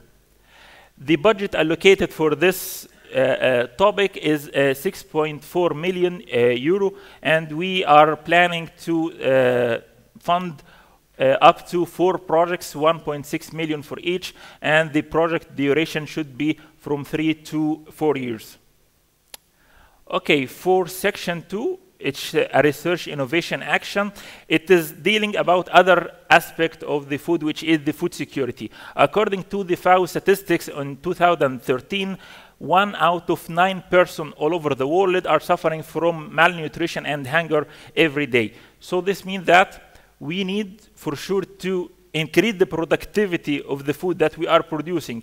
And we can see like hundreds or billions of money already invested to increase the productivity that we have, genetic modification, genetic engineering, crop yield, and so on. But there is another side of the coin, which is decreasing the food losses and increasing the shelf life of the food that we have. Because if you just focus on increasing the productivity, this means that you are also increasing the amount of the food that we are gonna to lose. So this topic is mainly dealing with increasing the shelf life of the food and decrease the food losses. Why we have this problem already in the Mediterranean, or is it really an urgent topic? Yes, for sure, because you can know that 30% of the food that we are producing in the region are wasted because of the inefficient transportation system or the poor preservation and packaging procedure that we are applying, or the inefficient logistics and infrastructure that we have. So the scope of this project is to tackling the food processing and preservation technologies as a way for improving the shelf life of the food and decrease the food losses that we have. So what we are looking to reduce the post-farming and post-harvesting food losses and increase the shelf life through developing an innovative and technological solutions tackling the all steps or segments of the food processing, from farming, packaging, processing, extraction, whatever. And then for sure, increasing the public awareness and capacity building of the actors who are dealing with the food, so they can make sure that how they can deal or handle the food in a right way to decrease the losses that we have. And for sure, for such type of projects, we are tackling the multi-actor. It's a multi-actor approach, because you need to engage or to involve as well the retailers, the farmers, the smallholders, the consumers as well, in order to teach them how to deal with the food. So the expected impact for sure is to improve the processing and the storage capacities and the capability that we have in the region, to improve the food chain sustainability and efficiency and effectiveness of it. And okay, at the end, for sure, we will have a byproduct and side products after the food processing. So what are the ideas that, or the new businesses or industries that we can build upon these side products and byproducts, so we can open new market and new industries, and to valorize these byproducts by creating new businesses? And finally, to optimize the logistics and the infrastructure that we have. For sure, we are not talking about investment, but we are talking about research and innovation. So how we can upgrade the already available logistics and the food storage and distribution systems or mechanisms that we are applying in the region.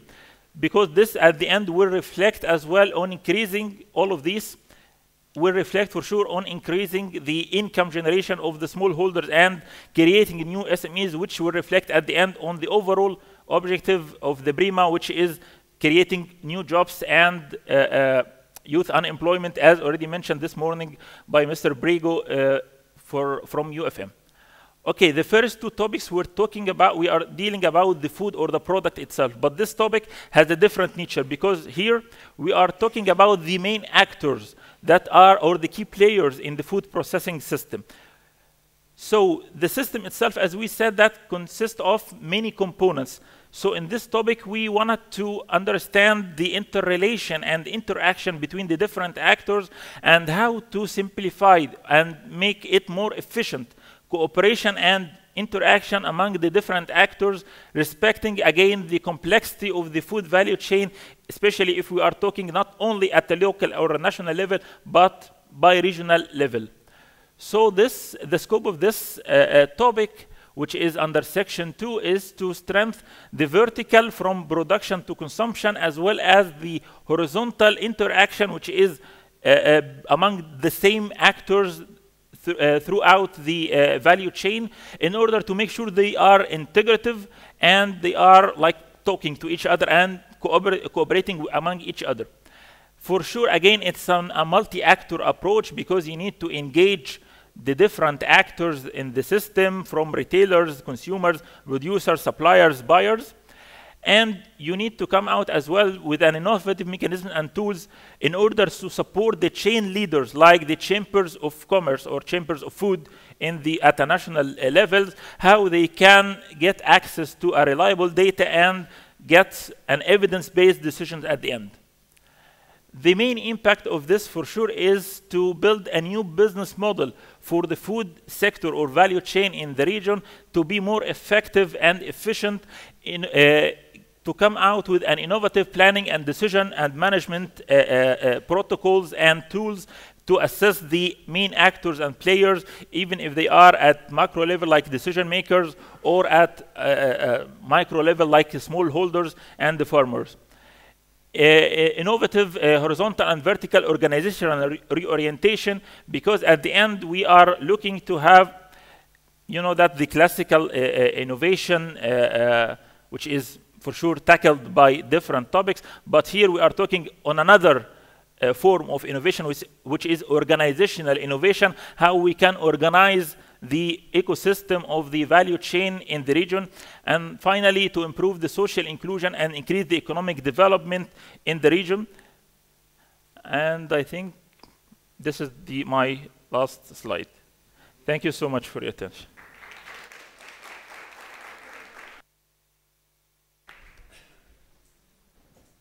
Thank you.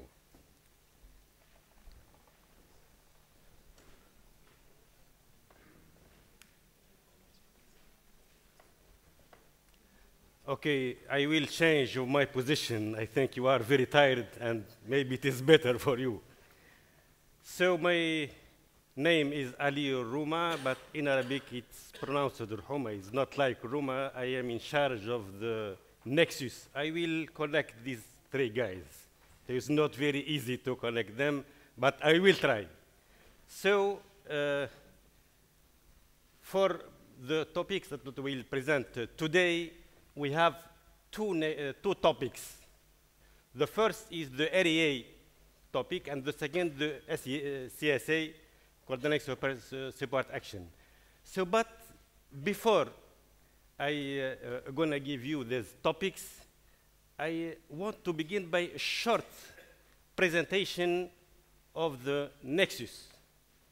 Maybe you know or not the origin of the nexus. You know the origin that derives from the Latin verb nectar.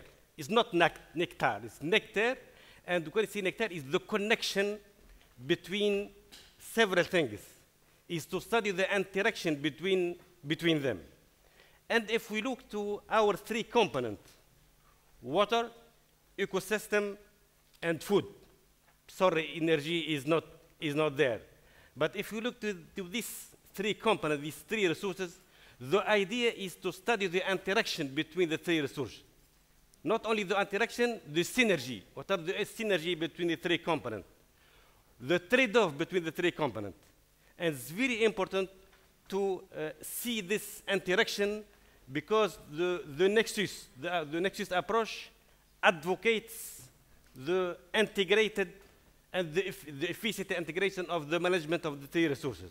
Why? Because we need to tackle our common challenges in the Mediterranean, climate change, the increasing demand of food and water, and it's very important to tackle this common challenge in order to have benefit solution for our society.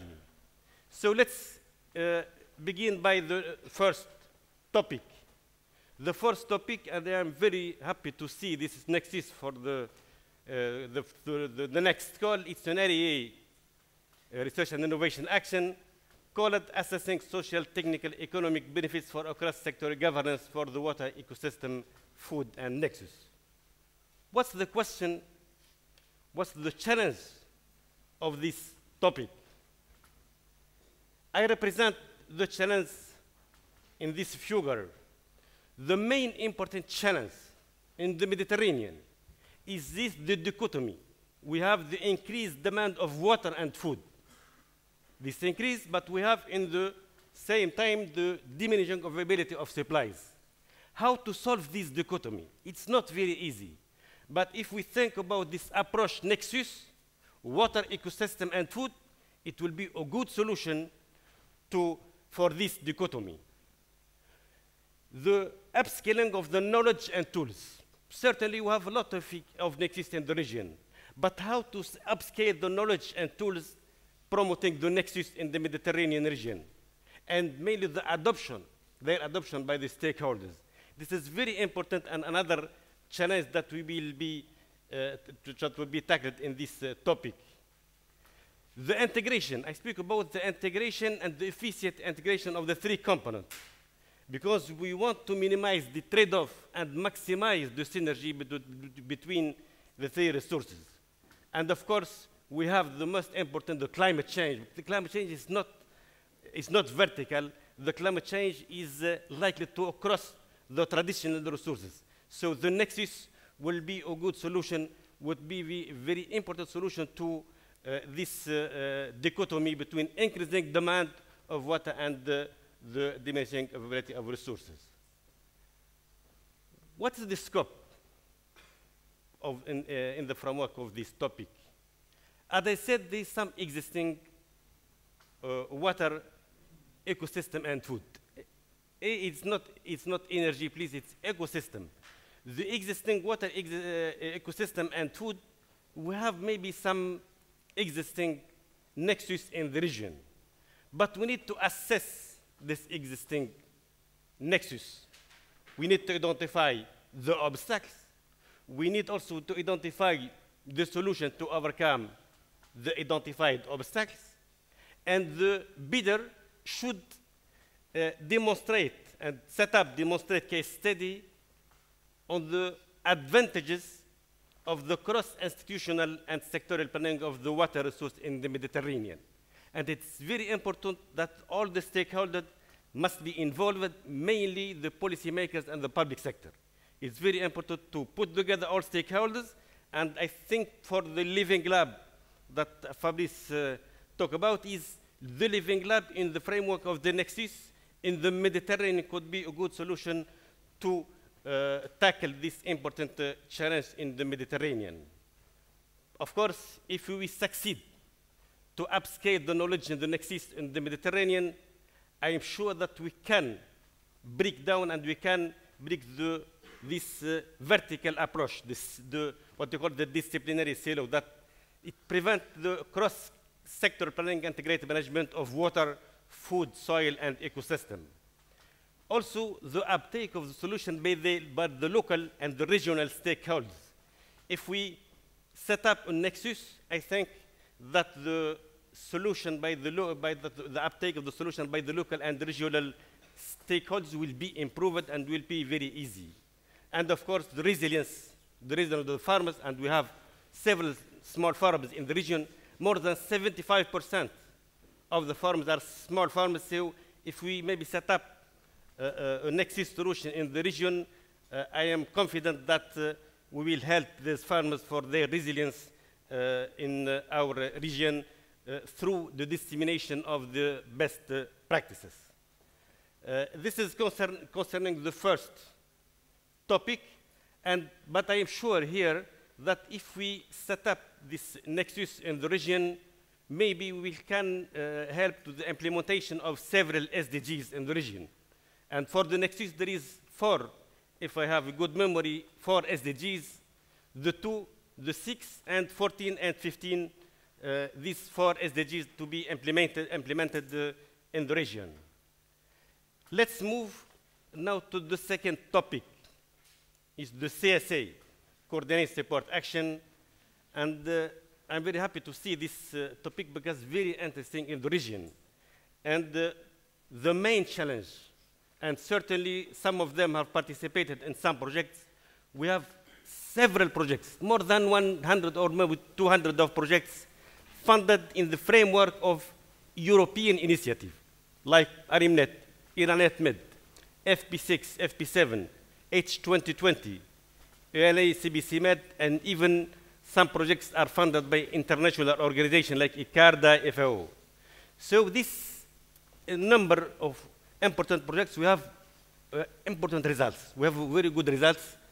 But the problem here, how to collect, how to capitalize the results of these projects. Some of them, maybe the results remain at scientific level. Maybe some of them, they are on the proof of the concept. I participated before in these projects, but sometimes we are in the 3 or 4 of the TRL. So maybe some constraints, this is the problem of this scientific level, that results remains at scientific level, is sometimes there is a problem in the connection between the public and the private, this insufficient connection. The second is, and I am a researcher, because sometimes we are not very interested to develop a business-oriented career. This is the majority, maybe some researchers have this behavior. But also the scale involvement of the Mediterranean private in the research and innovation. This is some contracts, and we need that to capitalize the results. And this is the first call that will capitalize the results of the past and ongoing projects. So the bidders should capitalize the results by analyzing the results of the past projects. We need to analyze the projects using impact pathway, bibliometric analysis. There are a lot of tools that should be used to analyze the result of the past and ongoing projects. The identification of good practices. Certainly, we have a lot of good practices in the Mediterranean. How to capitalize their good practices. We can find even policy briefs, because we speak about the techniques, but we can also have some policy briefs in the region that will be useful for all the stakeholders. the identification of the results better suitable for commercialization. We have a lot of patents, varieties, we have prototypes, but this is very important. If the private sector see these results, this is important to be commercialized, so we can make this connection between the research and the private investors. So we will uptake the results by the private sector and we will improve even the results of this project. So the idea behind this call is to set up an interactive platform. But if we think to set up an interactive platform, it's very important to set up and to think of a strategy plan for the sustainability of this platform. We can have an excellent platform. If we cannot don't have a strategy plan, maybe it will be not sustainable for the future. I think this is a very good idea if we succeed to have this platform for the next projects. And I am certainly that with the results of this platform, we will have more results better suitable to be considered innovation tools. We can also raise the social awareness for the research and innovation. This is very important. And the most important thing is to avoid the duplication of the efforts. We have a lot of results, so if we can valorize the results that have been found by several projects in the framework of European projects or even on the international project, will be to avoid the duplication of the efforts. It's a very, very important issue, and the impact will be very important. And the promotion of the uptake of the project by the private sector, so we will move to the impact. And in the PRIMA, we want to move to the impact. If you have the results, so the private sector can uptake the results of the project, and they can even improve the results to impact the society, because we need to impact the development, and we need to have benefits, social and economic, for our common society. I will stop here. I think that you are very tired, but if you have questions, I remain at your disposal. Thank you so very much.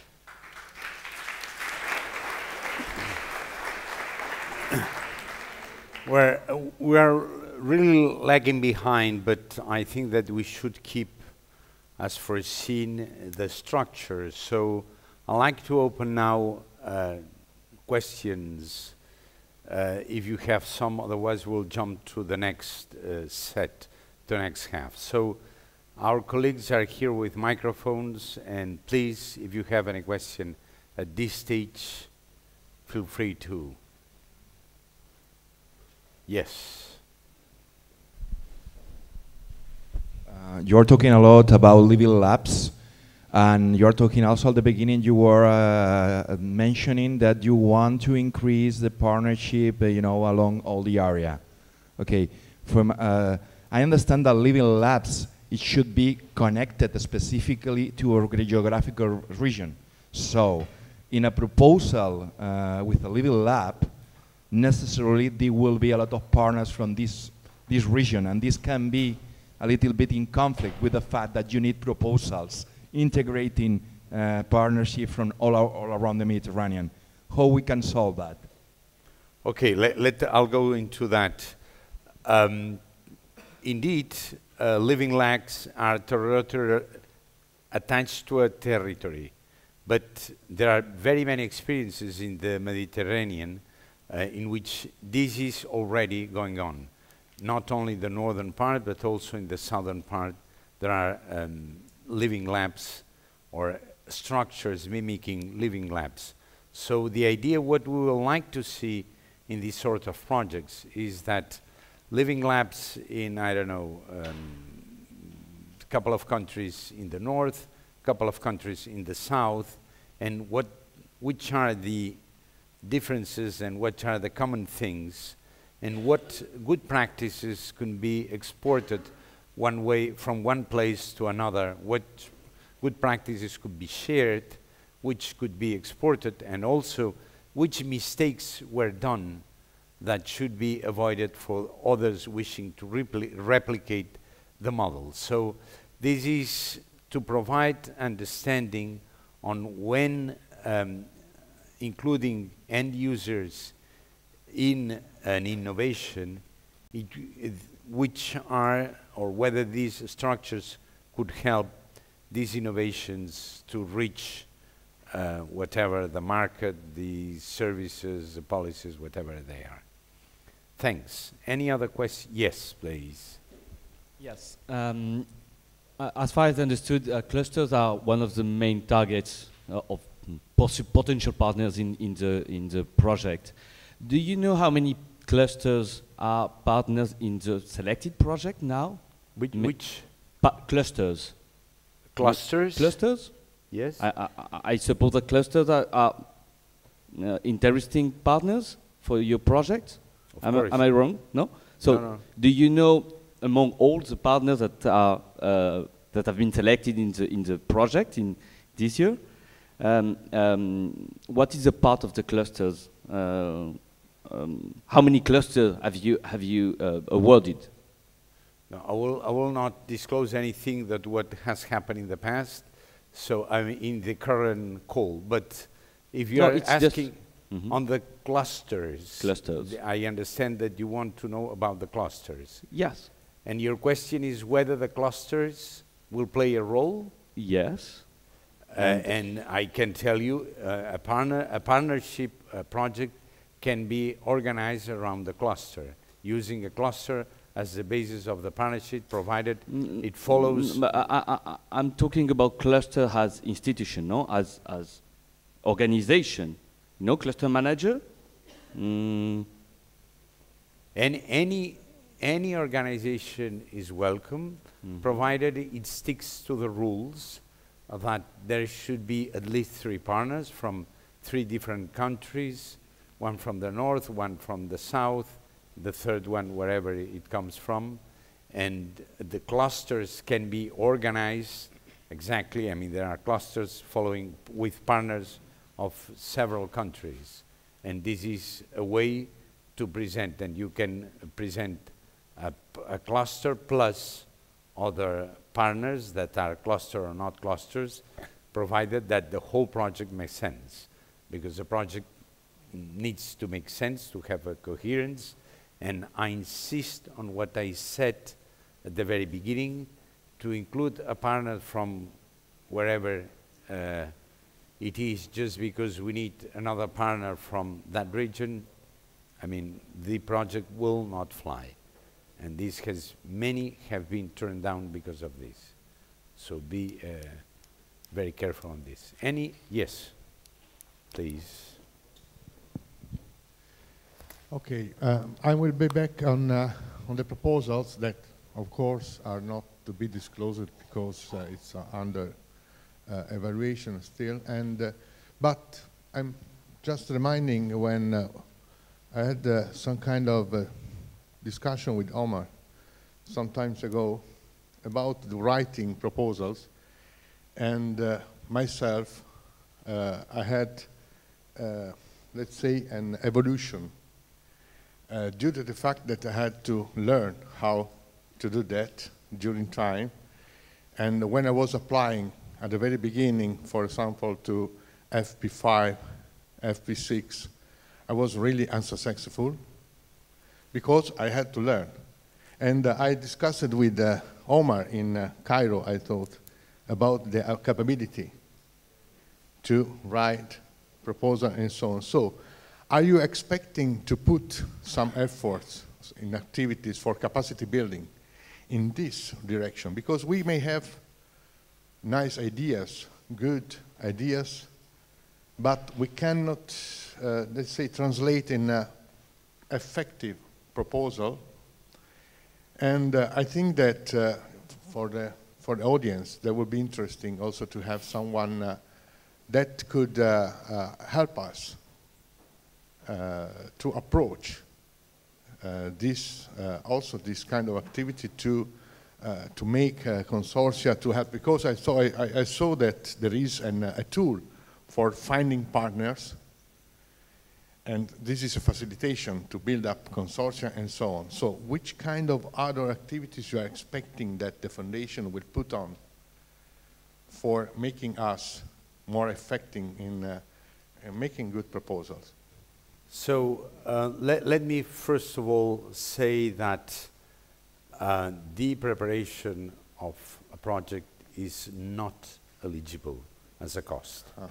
So this is, you cannot include that cost in a proposal. Now, it is true that some countries or some institutions are better equipped to prepare proposals because they have already people with experience who help the drafters, the researchers to prepare these proposals, and these exist in several countries, among other things because this is an eligible cost for regional funds, which is a completely different issue here. But others have less experience, and what we can provide, and in fact this is something that we can even limitedly fund from PRIMA, is to organize workshops in places with less experience on how to write proposals. And this is something that we can organize, especially from the non-European countries. So to go there and, but with experts, not really us, but people really with an experience on how to write proposals, and especially in the European format that is not the easiest in the world. But thanks for this question. Any other thing at this stage? Otherwise, all remember these faces. They are very important faces.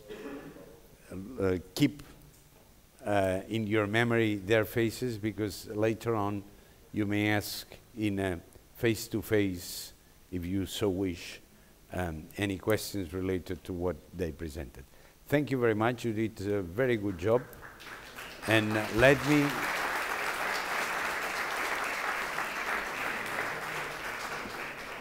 Fabrice and Mohamed, you stay here, and Julia and Pau come to the fore. Now, this second tranche of presentations will deal mainly on some ideas on how to write a good proposal. There are tips that may help you in how to organize this and write the proposals, and the use of also the management tool. As you know, all of you need to, when making an application, send the application to the to a management tool which will allow you to have the proposal registered electronically. And they will give you some tips on this. So, Fabrice, the floor is yours.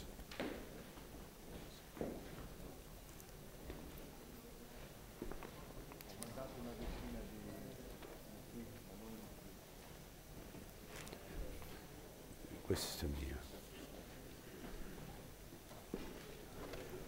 Non, non, t'en fais pas. Je peux mettre ça ici.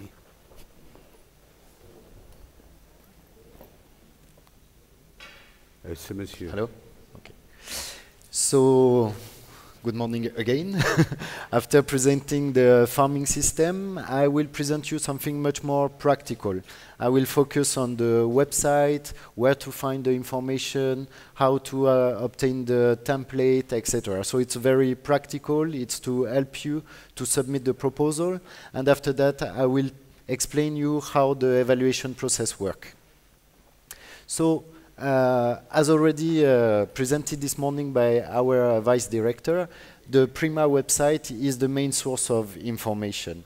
On this PRIMA website, you will find information of the call, so about guidelines, templates, how to find the links to the submission system that is not inside the PRIMA system. It's the ANR system, so it's a separated system. I will come back to this in a few minutes. In this website, there is a very interesting tool, the partnering tool. So you can register and you can try to find partner. You have a short description about your profile, what you are looking for, and this tool is very useful because if you are searching for a specific skill with a specific country, for example, you can filter. I want an hydrologist from Tunisia, and you can filter, and you will see the result of the people that are inscribed, that have subscribed.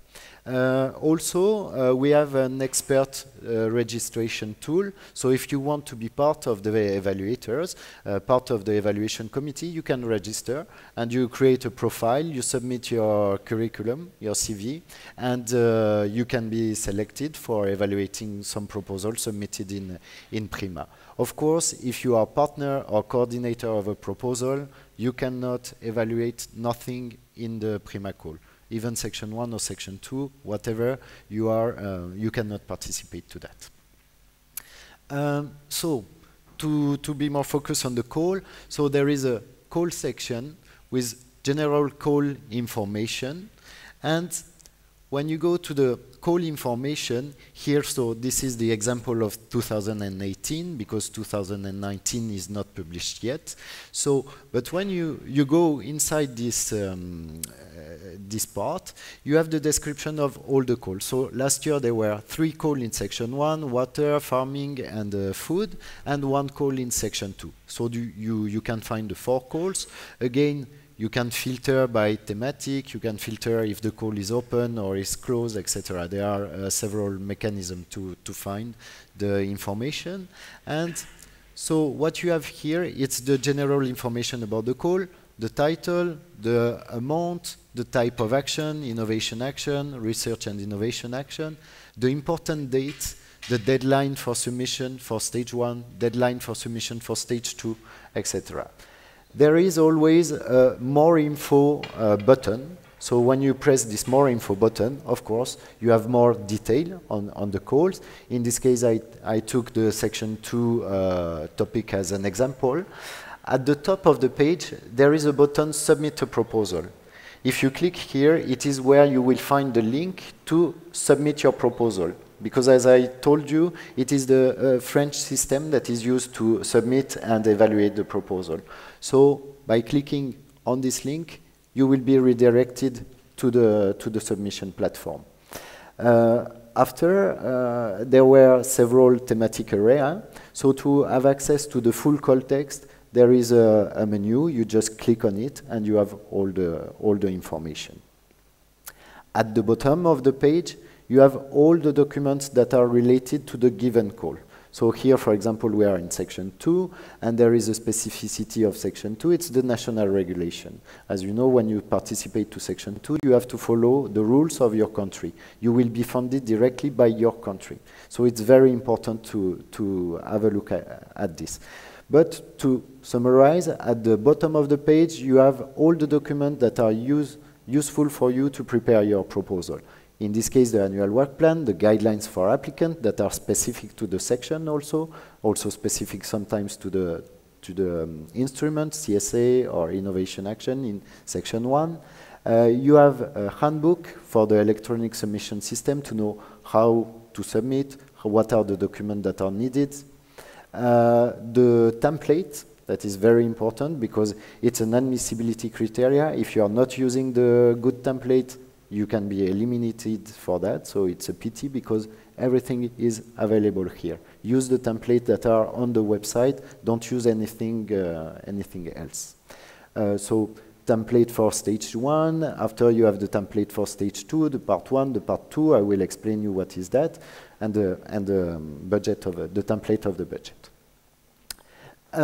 So when you click on I go back to the submit button. When you click on this submit button, you are redirected to the ANR system, the French system. And so the coordinator has to create an account. It's the coordinator that will create the proposal. And after, he will invite his partner to join the consortium. But it's the coordinator that have to start this job.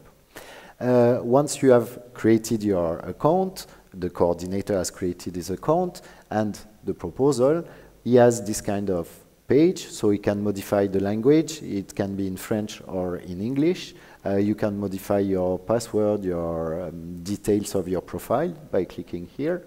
And so now you are entering directly in your proposal. So your proposal is here, you click on it, and you will find a page with several tabs. They are ordered like this. So, oops, sorry. So there is a tab for partnership and task, editing the organization, the identity of the project, the abstract of your project, the scientific document. So scientific document, it's where you are uploading all the document, your technical annex, the part 2, but also the part 1 that contain administrative information.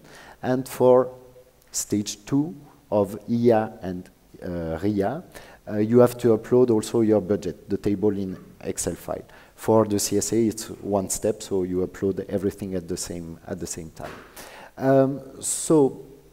This website allows you to follow all the categories, but I really invite you to look the electronic submission guide. It's a guide that tells you step by step what you have to do on the website. So the main question you can have on a technical aspect are contained in this handbook. Again, there is another way to find all the documents in Prima. There is a section under the call section that is called reference document. So here, it's not specific to one call, but it's all the documents that we are using in Prima divided by section, for example, here section 1, but you can find all the documents. Legal documents, strategic research agenda that can be very useful for you to write your proposal, to look for KPIs, to look for indicators. There are a lot of information in this document. The annual work plan, of course, the model grant agreement that will be presented by our colleague from the legal office, and also, again, all the templates, the call document, call text, explanation. What is needed to submit a proposal? First, it's to have an eligible consortium. I will tell you just after, but this is the first thing. It's a pity that every year we eliminate people because they don't have an eligible consortium. Really, it's a simple thing and you don't have to lose this opportunity. You have to submit all the required documents. So part 1, it's an administrative document. Part 2, your proposal, your project, the budget. Global budget is requested for the first stage, so not the detail. And for the second stage, we ask an Excel table with the detail of your cost. And of course, you have also to fulfill directly in the submission website all the information about administrative data, partners, emails, all the basic information about the profile of your partners. So the rules for participation. This is the main criteria to have a consortium eligible. You need to have 3 partners coming from 3 different countries. 1 from EU and 1 non-EU. The third one, you have to choose among the 19 participating countries in Prima. This is the basis. Without that, you cannot submit a proposal. You are not eligible. So this is very, very important. I will just show, I will not enter into detail, but just to show you what is the part 1. The part 1 is administrative data, title of the proposal, acronym, the list of partners, so the PI. The PI, we have many times the question that a PI is 1 person per lab or per institution. It's not all the team you are listing here. There is a responsible in the lab or in the institution, whatever, and this is this person we want to see here, not the full members of the lab. After that, so you must provide information to what section you are applying, to what call, the topic, the type of action, EA, CSA, REA, the duration in months, some keywords, and the abstract. The abstract you are writing here, it's the same as abstract that you have to copy-paste in the submission website. Many times, it's the same information, so you can use this to complete what is in the website also. There are also some questions to be answered by the coordinator, if the proposal has already been submitted to a previous program, if they have checked for their eligibility, especially for Section 2, this type of information. Also the financial capacity verification that has to be done for private entities. As I told you, for stage 1, we just asked the global budget, so how many you request to PRIMA or to the funding agency, and what is the total cost of your budget, of your project, but not the detail. This is the content of the proposal part 2, so this is the scientific part. I will not enter into detail because my colleague Mohamed will present you this template in details. But just to let you know, these are the typical H2020 template with the 3 criteria: excellence, impact, and quality and efficiency of the implementation. So now the evaluation process. Your proposal or the proposals are evaluated by 3 independent experts. They don't know each other, they have no communication between them, and they evaluate your proposal according to the 3 criteria and according to the 3 sections that are developed in the proposal. So the criteria excellence out of 5 points, the criteria impact out of 5 points also, and quality and efficiency of the implementation of the project is out 5 points. It's only in stage 2 for innovation action and research and innovation action, but it's at the same time for the CSA, the coordination and support action, because it's only 1 step for the CSA. In case of innovation action, the impact criteria has a higher weight. It has a weight of 1.5. In RIA, all the criteria has the same weight. There are some thresholds. For stage 1, you need to have 4 points out of 5 in excellence and impact. If not, your project cannot be invited to submit a full proposal. For stage 2, you need to have 3 points out of 5 in excellence, 3 out of 5 in impact, and 3 out of 5 in quality and efficiency of the implementation, but also with a total of 10 points out of 15 to be selected. If not, the project is withdrawn. So the evaluation process for the first stage, what you have to do is to submit your pre-proposal. The pre-proposal, when I'm talking about the 10 pages, I'm only referring to the part 2 of the proposal. Part 1 is administrative. We don't care how many pages there are. But part 2 is limited to 10 pages. So you submit your proposal after PRIMA and the National Funding Agency, in case of Section 2, are doing an admissibility and eligibility check. Only the admissible and the eligible proposal are sent to 3 evaluators that are doing remotely their evaluation. After that, the experts meet in a panel and they discuss about the project. Each project is discussed and is presented by a rapporteur of the project, and all the group discuss and rank the proposal according to their excellence, impact, and the quality of the global project.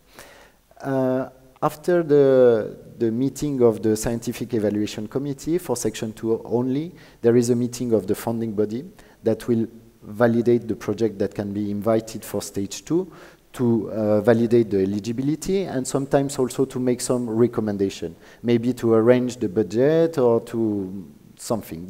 They are free to make you some recommendation. This not happen in Section 1. And after, PRIMA will communicate the result to the applicant, if they are invited to submit a full proposal or not invited to submit a full proposal. But all the coordinators receive a message from PRIMA. For the CSA and the second stage, so second stage meaning that you have been selected to submit the full proposal, it's exactly the same process. You submit your full proposal, 50 pages for RIA and innovation action, and the CSA 30 pages. After, again, there is an admissibility and eligibility check, the remote evaluation of the full proposal by, again, 3 independent evaluators, the meeting of the scientific committee that will discuss and rank the proposal. And after, we have for section 2 only, again, the funding body meeting that will decide what are the projects that will be funded. So we are following the ranking list, but also the availability of funds, because some countries can run out of money. So we have to make some arrangement here. Once the decisions are taken, PRIMA will communicate to the applicant if they are selected or not. And if they are selected for funding, then they can start the process of contractualization, signing the grant agreement. Section 1 directly with PRIMA. Section 2, each beneficiary is signing the contract with his own national funding body.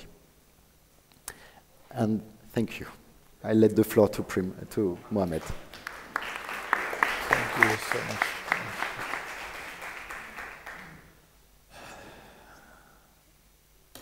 Okay, good afternoon again. For the next 15 minutes, I'm gonna tell you how to prepare or to write your good Brima proposal.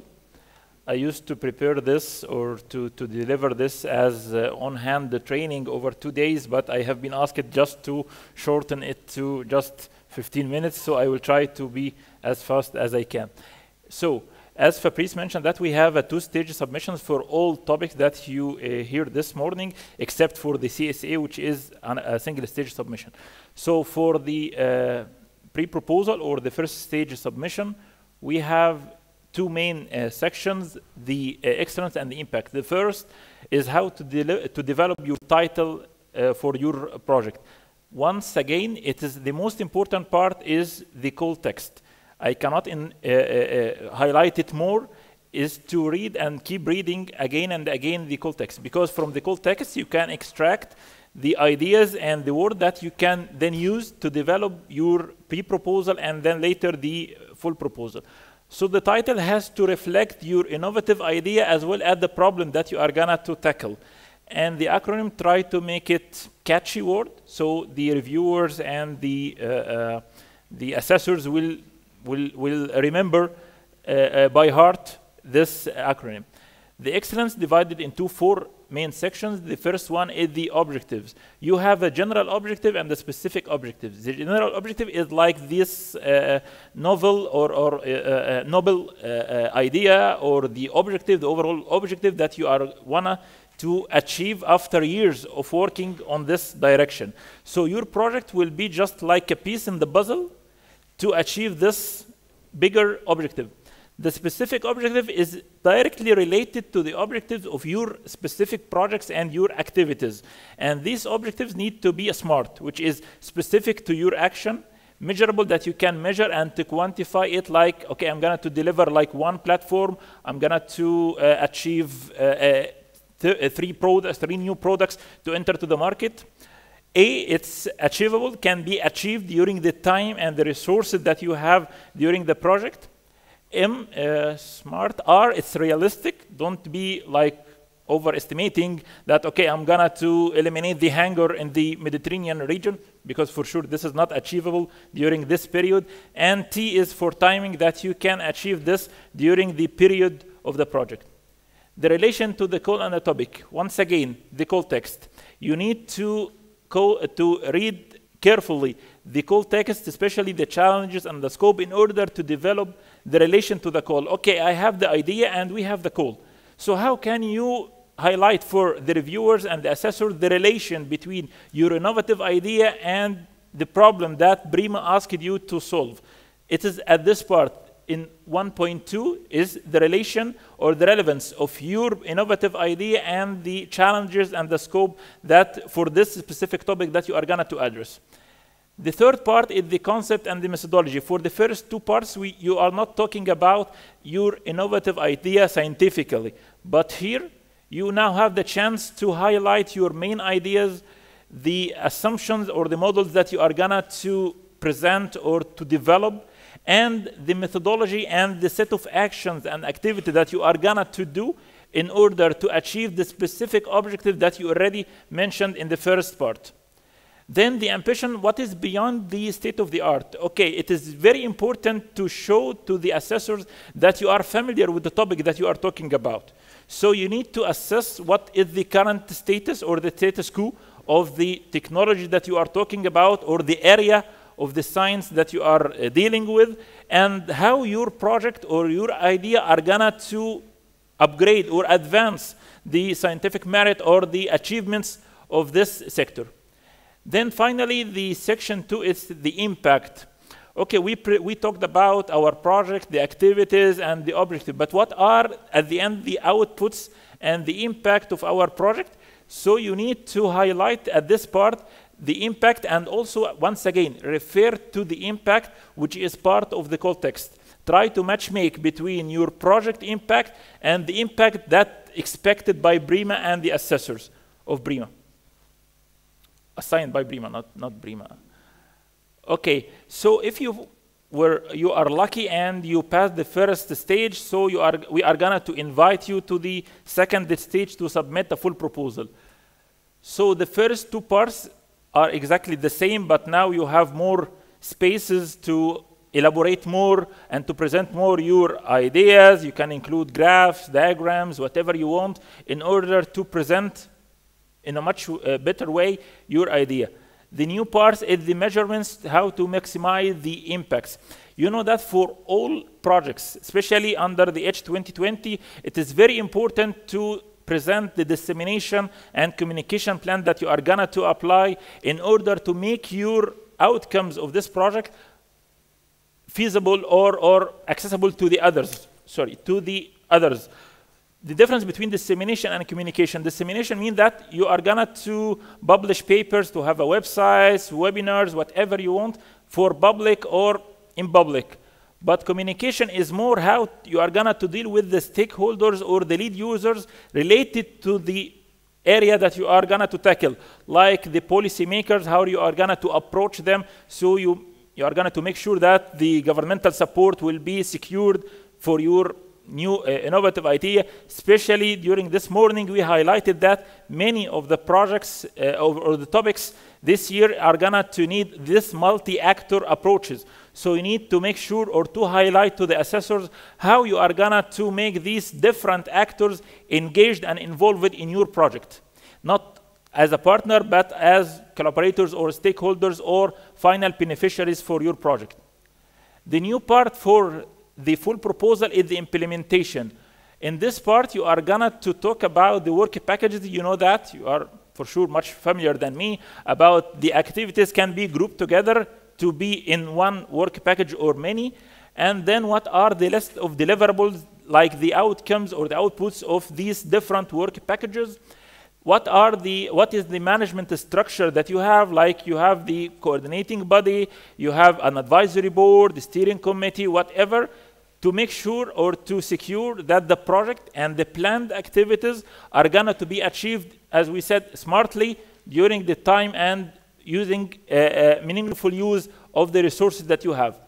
The consortium as a whole, what are the expertises that you have inside this consortium? And it has to be related to the expertise needed to achieve the objective that you are already defined in the first section. Once again, we need to highlight here that it is very important to carefully select the consortium members in your, or the partners in your consortium. Not because, okay, I love this organization and we have joint projects before, so I'm gonna to invite them to this consortium. No, you have to justify why you need these partners in your consortium, and there must be a synergy and complementarity without overlapping among all of them. And finally, for this part, what are the resources to be committed if you need like financial support, which is the Brima requested budget, if you have other co-funding resources, if you have an in-kind contribution, what types of laboratories that you already have or infrastructure that can support you to achieve the objective of your project. The fourth one is the members of your consortium. In this part, you will talk specifically about each member of your partners. That's why I highlighted the consortium members are really important and has to be totally relevant to the scope and to the activities and objective of your project and ideas. And if there is any other third parties involved in your project, like distributors or buyers or whatever, who are gonna to provide you with some information, or can take maybe later, like as a lead user, your output or the products that you are gonna to develop to make it like a commercialized product at the end. Finally, the ethics and security. If your project is gonna to raise some ethical issues, you have to highlight it and then explain how you are gonna to deal or tackle this point in order to avoid any ethical problems or security problems. Then we have some tables to summarize or to sum up the ideas. Like the first one is the list of work packages and who are the lead users for this work packages. And again, work package leader is part of the governance structure of the project. And the number of months, and our financial manager, Mr. Pau, is gonna to tell you in the next presentation how to calculate your budget and the start and end date of each work packages. This is the H2020 template for the work packages. You have the lead user or the work package leader, the title of the work package, the participants or partners, because it is not essential that if you have a consortium of 10 partners, that all of them participated in all work packages. This is totally irrelevant and unrealistic. So here you will mention the partners that are involved in this, maybe except for dissemination and management. And the start and end date, and this is the specific objective related to this work package that we are gonna to do, like make dissemination and communication in order to achieve specific objective, and the description of the work. And you can even break down this work package into tasks and subtasks if needed. And then the deliverables or the outcomes at the end, if it is like a report or demonstration plant or final product. Then you will put the list of the deliverables that you have and the types and dissemination. The types, you have like a report or an event, for instance, or a final product or a website, for instance.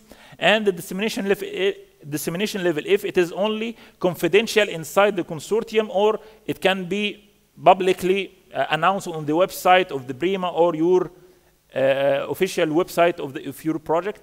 The list of milestones. Milestones are the specific or critical dates when you need to take critical decisions, like you have different alternatives of technologies and you need to take decision to choose among them. So it is something critical, or the kickoff of the event, or the interim report.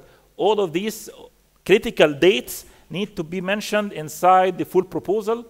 And the critical risks for the implementation, you know that, we all know that we are planning for 3 or 4 years ahead. So for sure you will suffer or you will face a lot of risks. For instance, like the stakeholders are not so interested with our solution. So what are the contingency plan or the measures that you will take in order to come or to overcome these expected risks or problems that you are gonna to face during the implementation of your project?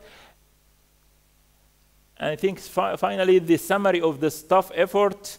Once again, the participants and the different work packages and the total person months, because then this person months will be calculated to the budget table according to different or related to each partner. And the other direct costs, like the travels, equipment needed, goods or services, and the total cost. And for sure you need to justify this. Try to make a link between the budget that you are mentioned, like, okay, we need 100,000 for equipments.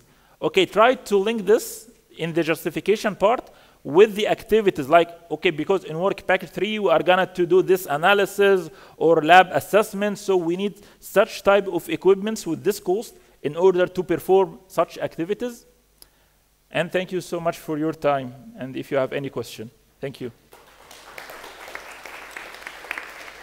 Now we go to the presentation of both the legal and the financial aspects.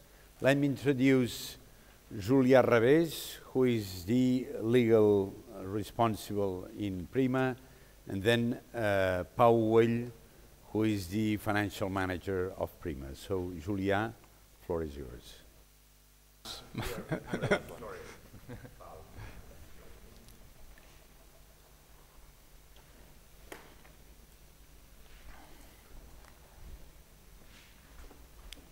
Okay, good afternoon to everybody, and also to the ones who are following us by YouTube.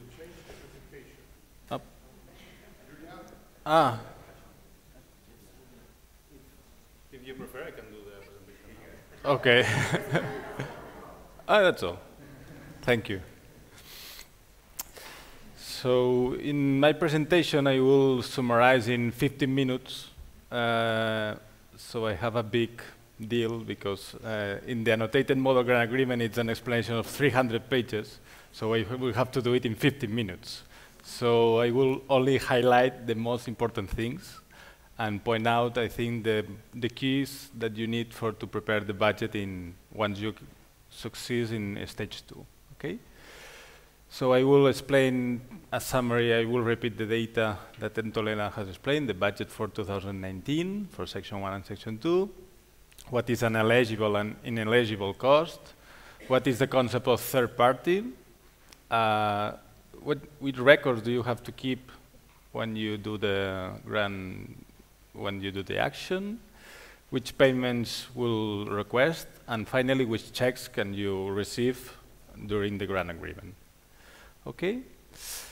So basically, PRIMA Foundation follows H2020 rules. So I will explain how Section 1 budget will have to be done if you reach stage 2. Okay? If you present a proposal in Section 2, you will have to follow up the rules for every national agency. Okay? So we have 28 million for 2019, and we will grant up to 18 proposals. Okay?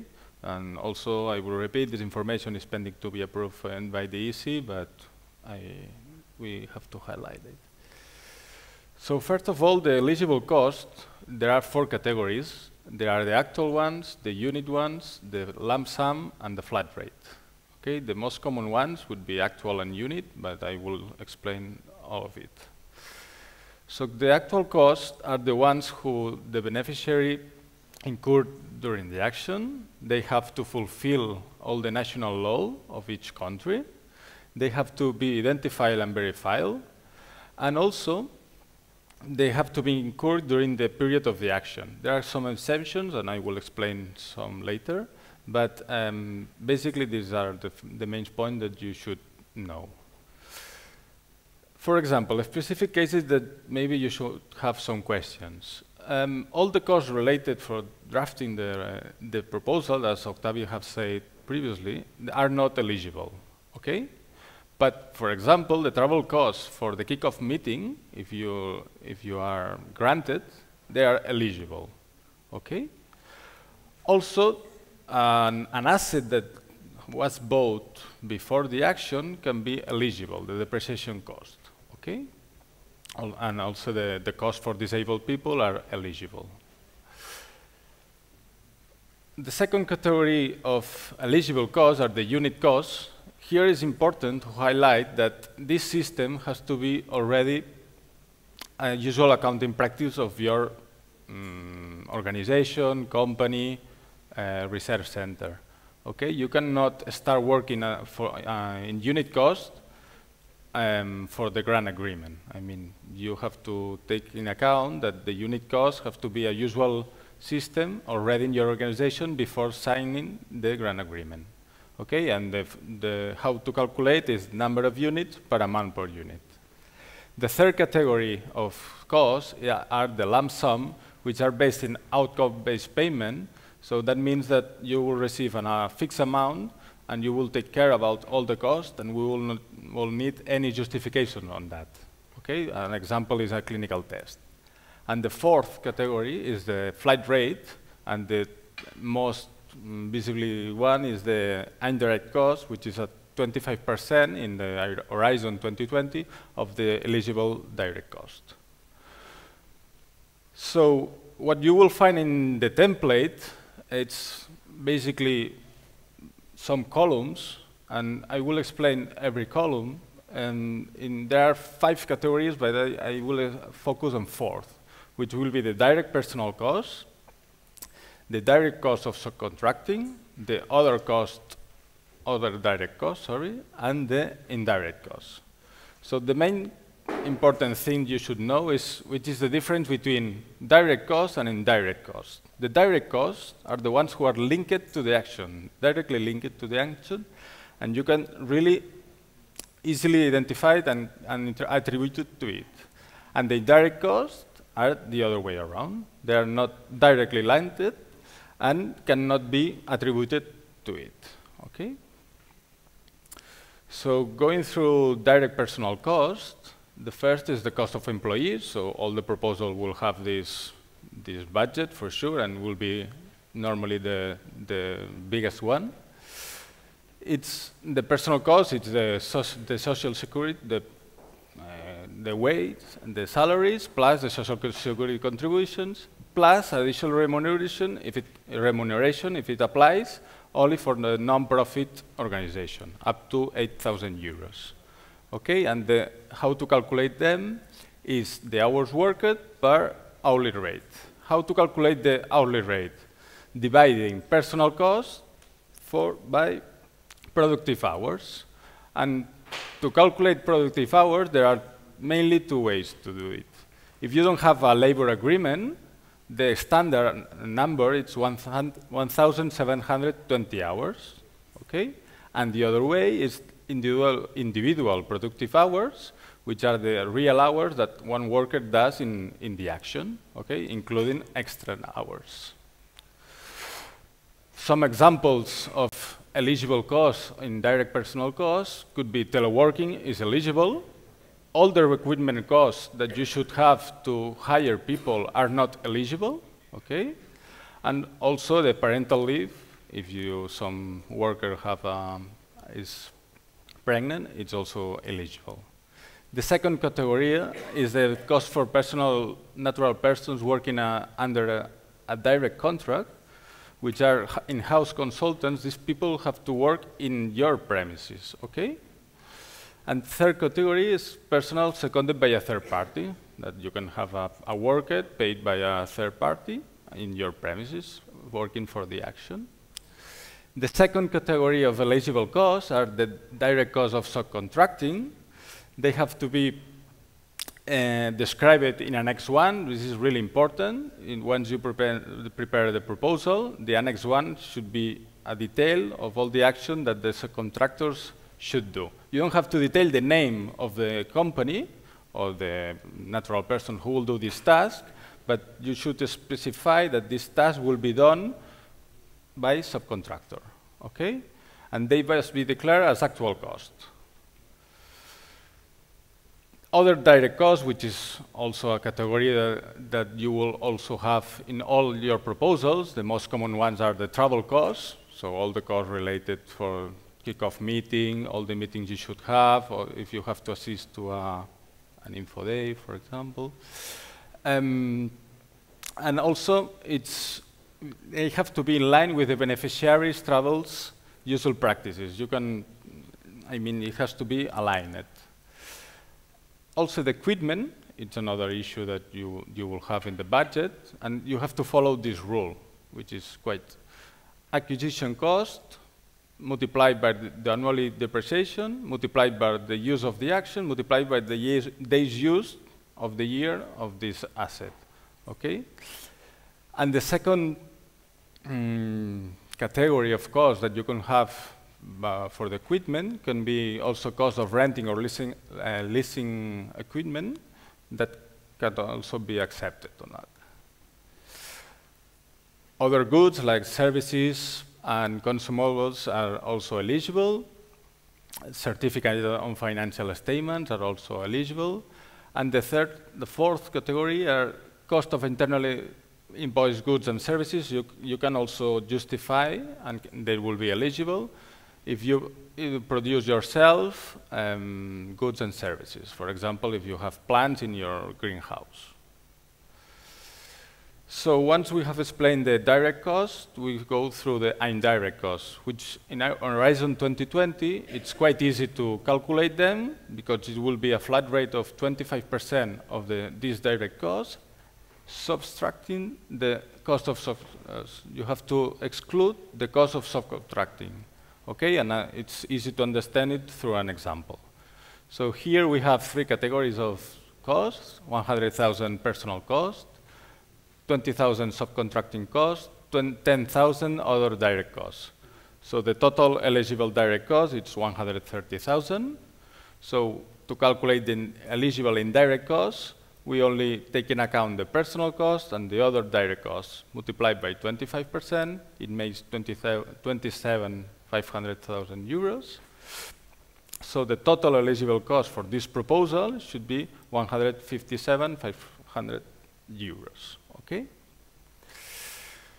So the ineligible cost, you should be aware that the most common ones, there are a huge list that you will find it in the model grant agreement, but the most common ones are the deductible VAT, the exchange currency losses that you can have with your coin, and also the regulated expenditure. There are more cases, but you can find in the model grant agreement. Okay. So one question you should have is, once you present the budget in the stage 2 and during the action, there can be some changes and they are allowed. Some of them can be amended and approved by the by PRIMA Foundation, and some of them can be directly changed without doing an amendment. An example should be that, for example, one beneficiary changed the category of this cost to another category. This doesn't need any amendment by us. But, for example, if one beneficiary changes its usual accounting practices from actual to unit cost, it has to be amendment. Okay? So taking care that if you want to do changes, they are allowed, but not all of them can be automatically done. The fourth is, what is a third party? This is very important, and it generates a lot of doubts through the beneficiaries. So a third party basically is a legal entity which carries out part of the action and doesn't sign the grant agreement. Okay? Basically, we have two kinds of third parties: the ones who directly carry out a part of the action, and the one who provides goods or services. Okay? And this is really easy to see in this scheme. So, and it's well explained in each article. So on the left side, you have the ones who carry out part of the work, which can be subcontractors or linked third parties, which are described in Article 13 and 14. And on the other side, providing resources, which can be contracts or use of in-kind contribution. My colleague, Julia, will explain a little bit more about third parties. Okay? So what do you have to keep? Records during the action and after the grant agreement has finished. So you have to keep records at least for 5 years once the action has finished. Okay? You have to keep the original documents, contracts, invoices, how do you calculate the unit cost. Okay? And in addition, and it's obligatory, you have to keep the time records, so, especially for the persons who don't work exclusively for the action. Okay, it is really important that you do the monthly report of how many hours does the works in the action, because it is the only way to justify the number of hours per work package. Okay. Okay, so PRIMA Foundation follows H2020 rules, and you have to do at least 2 periods of justification. After 18 months, if the grant agreement lasts 36 months, and at the end of the grant agreement. Okay? And regarding the financial statement that you should report at least twice, there will be an individual financial statement of each beneficiary, and then an aggregate one that will consolidate all the beneficiaries and will be presented by the coordinator. Okay? Also, you should take in account that all the beneficiaries that receive more than 325,000 euros, it's obligatory to certificate a financial statement. Okay, so you have to pay an external audit and get this certificate financial statement. And all these financial statements must be done in euro. Okay, so if your country doesn't have the euro currency, you should use the official journal of the European Union to change all the amounts. Okay. So PRIMA will do 3 payments. The first payment will be done after the grant agreement is signed. It will be 60%. It's the prepaid payment. Okay. The second payment will be done after checking the first interim check. Well, and it will be up to 30%. So adding the two, the pre-financial and the interim payment, no consortium will receive more than 90% of the grant agreement. And the payment of the balance will be at the end of the grant agreement. It will be the 10% remaining. It's really important to state that the payments will be done to the coordinator, not to the beneficiary. So the coordinator will be responsible to redistribute all the funds according to the proposal that has been submitted. Okay. PRIMA Foundation is expected to do 30% audits to the beneficiaries. So we can do an audit whenever we consider, if we have doubts, even during the action, after the action. So it's a quite high percentage comparing to the EC, which is 5 or 7% in H2020 horizon. Also, the reviews can be done also for the European institution, the European Anti-Fraud Office, and European Court of Auditors. Okay? And the audits can be done either from internal personnel or external person. So finally, and to conclude, I kindly recommend to keep calm and follow the rules.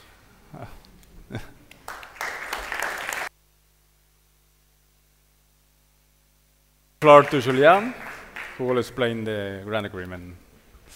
Thank you, Pau. Good afternoon. Bona tarda. I'm Julià Revés, the legal officer of PRIMA. I will close this info day talking from a legal perspective, talking about the model grant agreement. I'm conscious to talk about law in front of the scientific community. It's always difficult, so I promise you that I will be very brief, just 5 minutes. And it will be just 5 minutes, although the grant agreement is a quite complex contract with more than 50 articles and even almost 200 pages, including the annexes. But I will be very brief because my goal today is to give you and to provide you 4 main ideas. First of all, the model grant agreement, it's a contract between 2 parties, between you and us, between the beneficiary and the funder, between a consortium, a beneficiary consortium with a proposal, a project that is being selected for funding, and PRIMA. And when we will sign the model grant agreement, we will do it once the evaluation process of the proposals performed by independent experts is finished and the list of the proposals selected for funding is published. In addition, the model grant agreement will allow us and will ensure that the project, that the action is performed as agreed between you and us. So it ensures not only an outcome, but also the way to do this outcome. As important is the result as the way to achieve the result. And also, the model grant agreement will ensure that the project, that the action is performed according and under the applicable law. This is a slide about I was explaining you just now. Some important articles of the grant agreement regarding rights and obligation. And this is relevant as well because also the grant agreement will be the guide that we will use in case the beneficiary breaches the conditions of the contract. In the chapter 6 of the model grant agreement, you will find all the possible consequences in case of non-compliance or breaching the rules. But since it will not happen, we will not spend more time with this. The main parts of the model grant agreement. First of all, the grant agreement itself, it will be signed between the coordinator, only the coordinator of the consortium, and PRIMA. In the Annex 2, we will have the project selected for funding, the place, the document where the action is described. The Annex 2, the estimated budget for the action that Pau was explaining now. And also we have the Annex 3, the accession forms. This is the document that will be signed for the rest of the members of the consortiums. The coordinator will sign the grant agreement, but the rest of the members of the consortium will sign the accession form.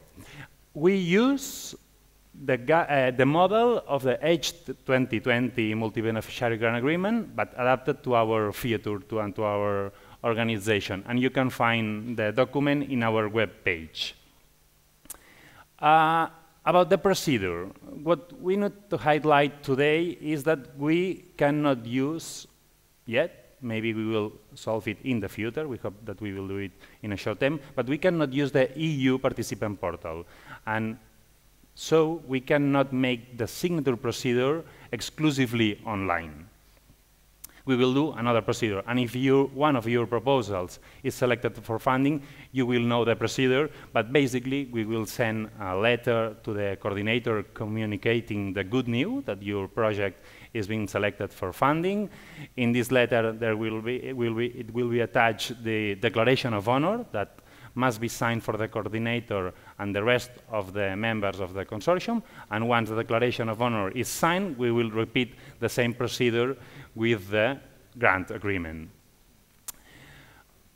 What else? It's important to highlight as well that beside the model grant agreement, all the beneficiaries all the consortium members has to sign as well a consortium agreement among them to set out the rights and obligation amongst themselves regarding the execution of the project. This consortium agreement does not involve PRIMA. It has to be signed only among the members of the consortium, and it should complement the grant agreement, but any provision of the consortium agreement can be contradictory with the grant agreement. And finally, as I promised you just 5 minutes, Pau was talking about third parties and subcontractors. And yes, all the beneficiaries can use third parties and subcontractors to perform a limited part of the action. But by doing so, you have to fulfill essentially 2 main key rules. First of all, ensure the best value for money when selecting the third party and the subcontractor. And also, avoid conflict of interest when hiring a third party or a subcontractor. And as I have said, just 5 minutes, thank you very much. I hope that these main ideas are clear enough. And if you have any other doubt, we can talk about it now or during the lunch. Thank you very much again. So, any questions, both for the colleagues here now or the ones before? Yes, please.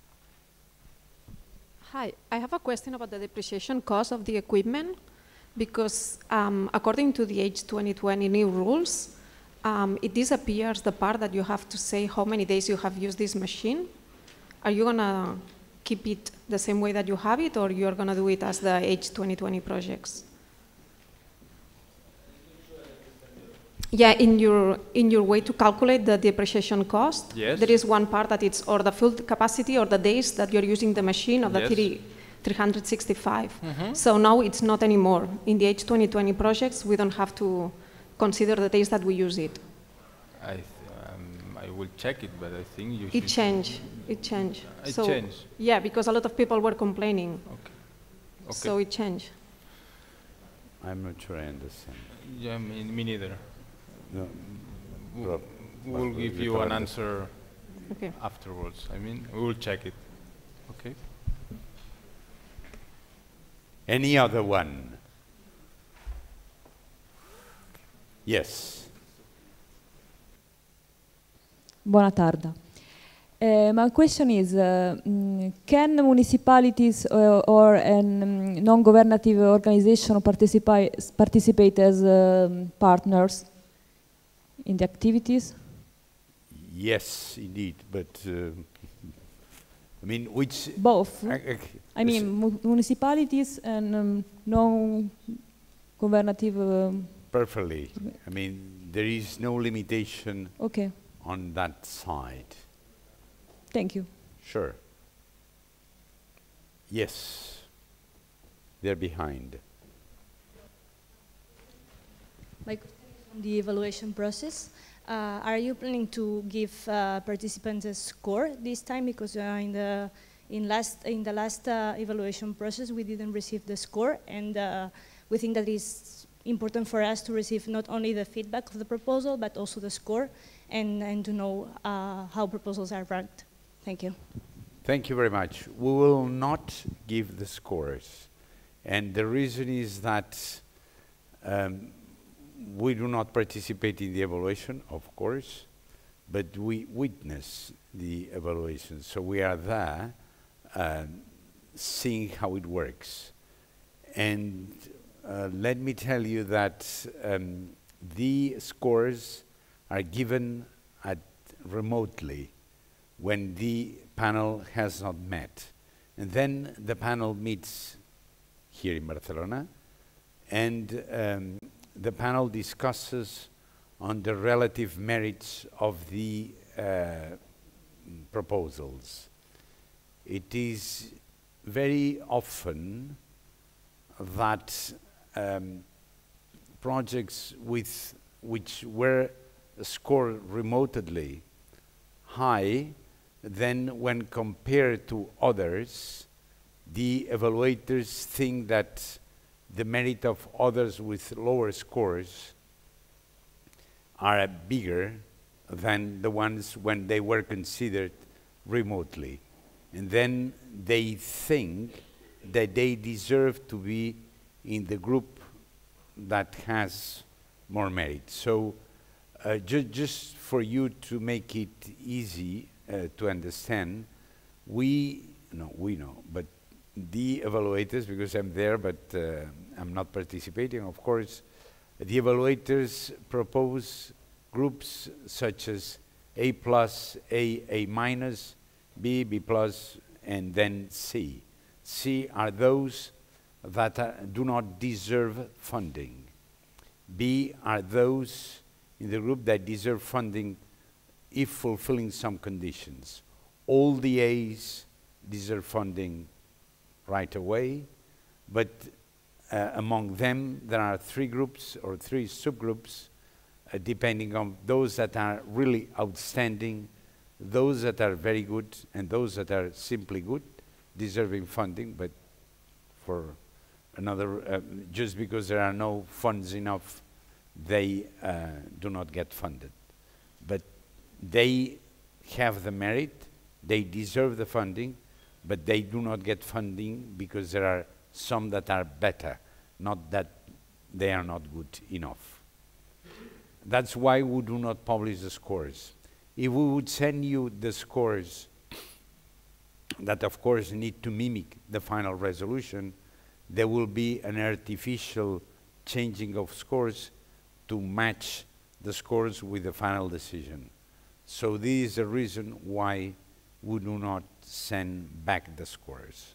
But you all, or all, will receive a ESR, excuse me, an evaluation summary report indicating why, in case the project has not been selected, why it was not selected, and the relative merits of each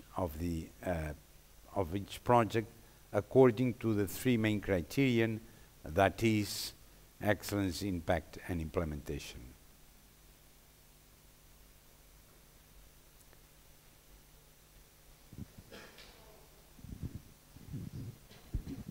Hi, this is Marc Martinez from IRTA. Just a question. Which are the changes that will be available between the stage 1 and the stage 2 of the project proposal regarding the consortium composition and also regarding the budget? I mean, it will be possible to include 1 or 2 partners between the stage 1 or the stage 2, or it will be impossible to do any change, either regarding the budget? Fabrice, vas-y. I know, but... So no, between stage 1 and stage 2, you cannot modify your consortium, because the general idea also at the beginning is evaluated as a whole. So of course, if you change all the consortium between stage 1 and stage 2, your project can be very different. So it is not allowed to change the coordinator, absolutely not. Not allowed to change the PI, and you are not allowed also to change the budget. So for the budget, if it's for section 2, sometimes the agency can make you some recommendation to revise your budget. In this case, if it is asked by the funding agency, of course you have to adapt your budget. But you cannot modify it by yourself without having any agreement with the funding agency, or if it's in section 1 with us. Any other question? Well, if not, just I want to thank you all here for your presence. Let me also thank all those who attended remotely by streaming. There are over 200 people who were following remotely. Let me thank all the PRIMA staff who presented their parts of the program. I hope that you were satisfied. They would be available, and also the supporting staff, Jordi, Wajid, Pino, and Eleanor, and the staff from UFM, Nuria and Paul. So thank you very much to you all, and I wish you the best for the next call.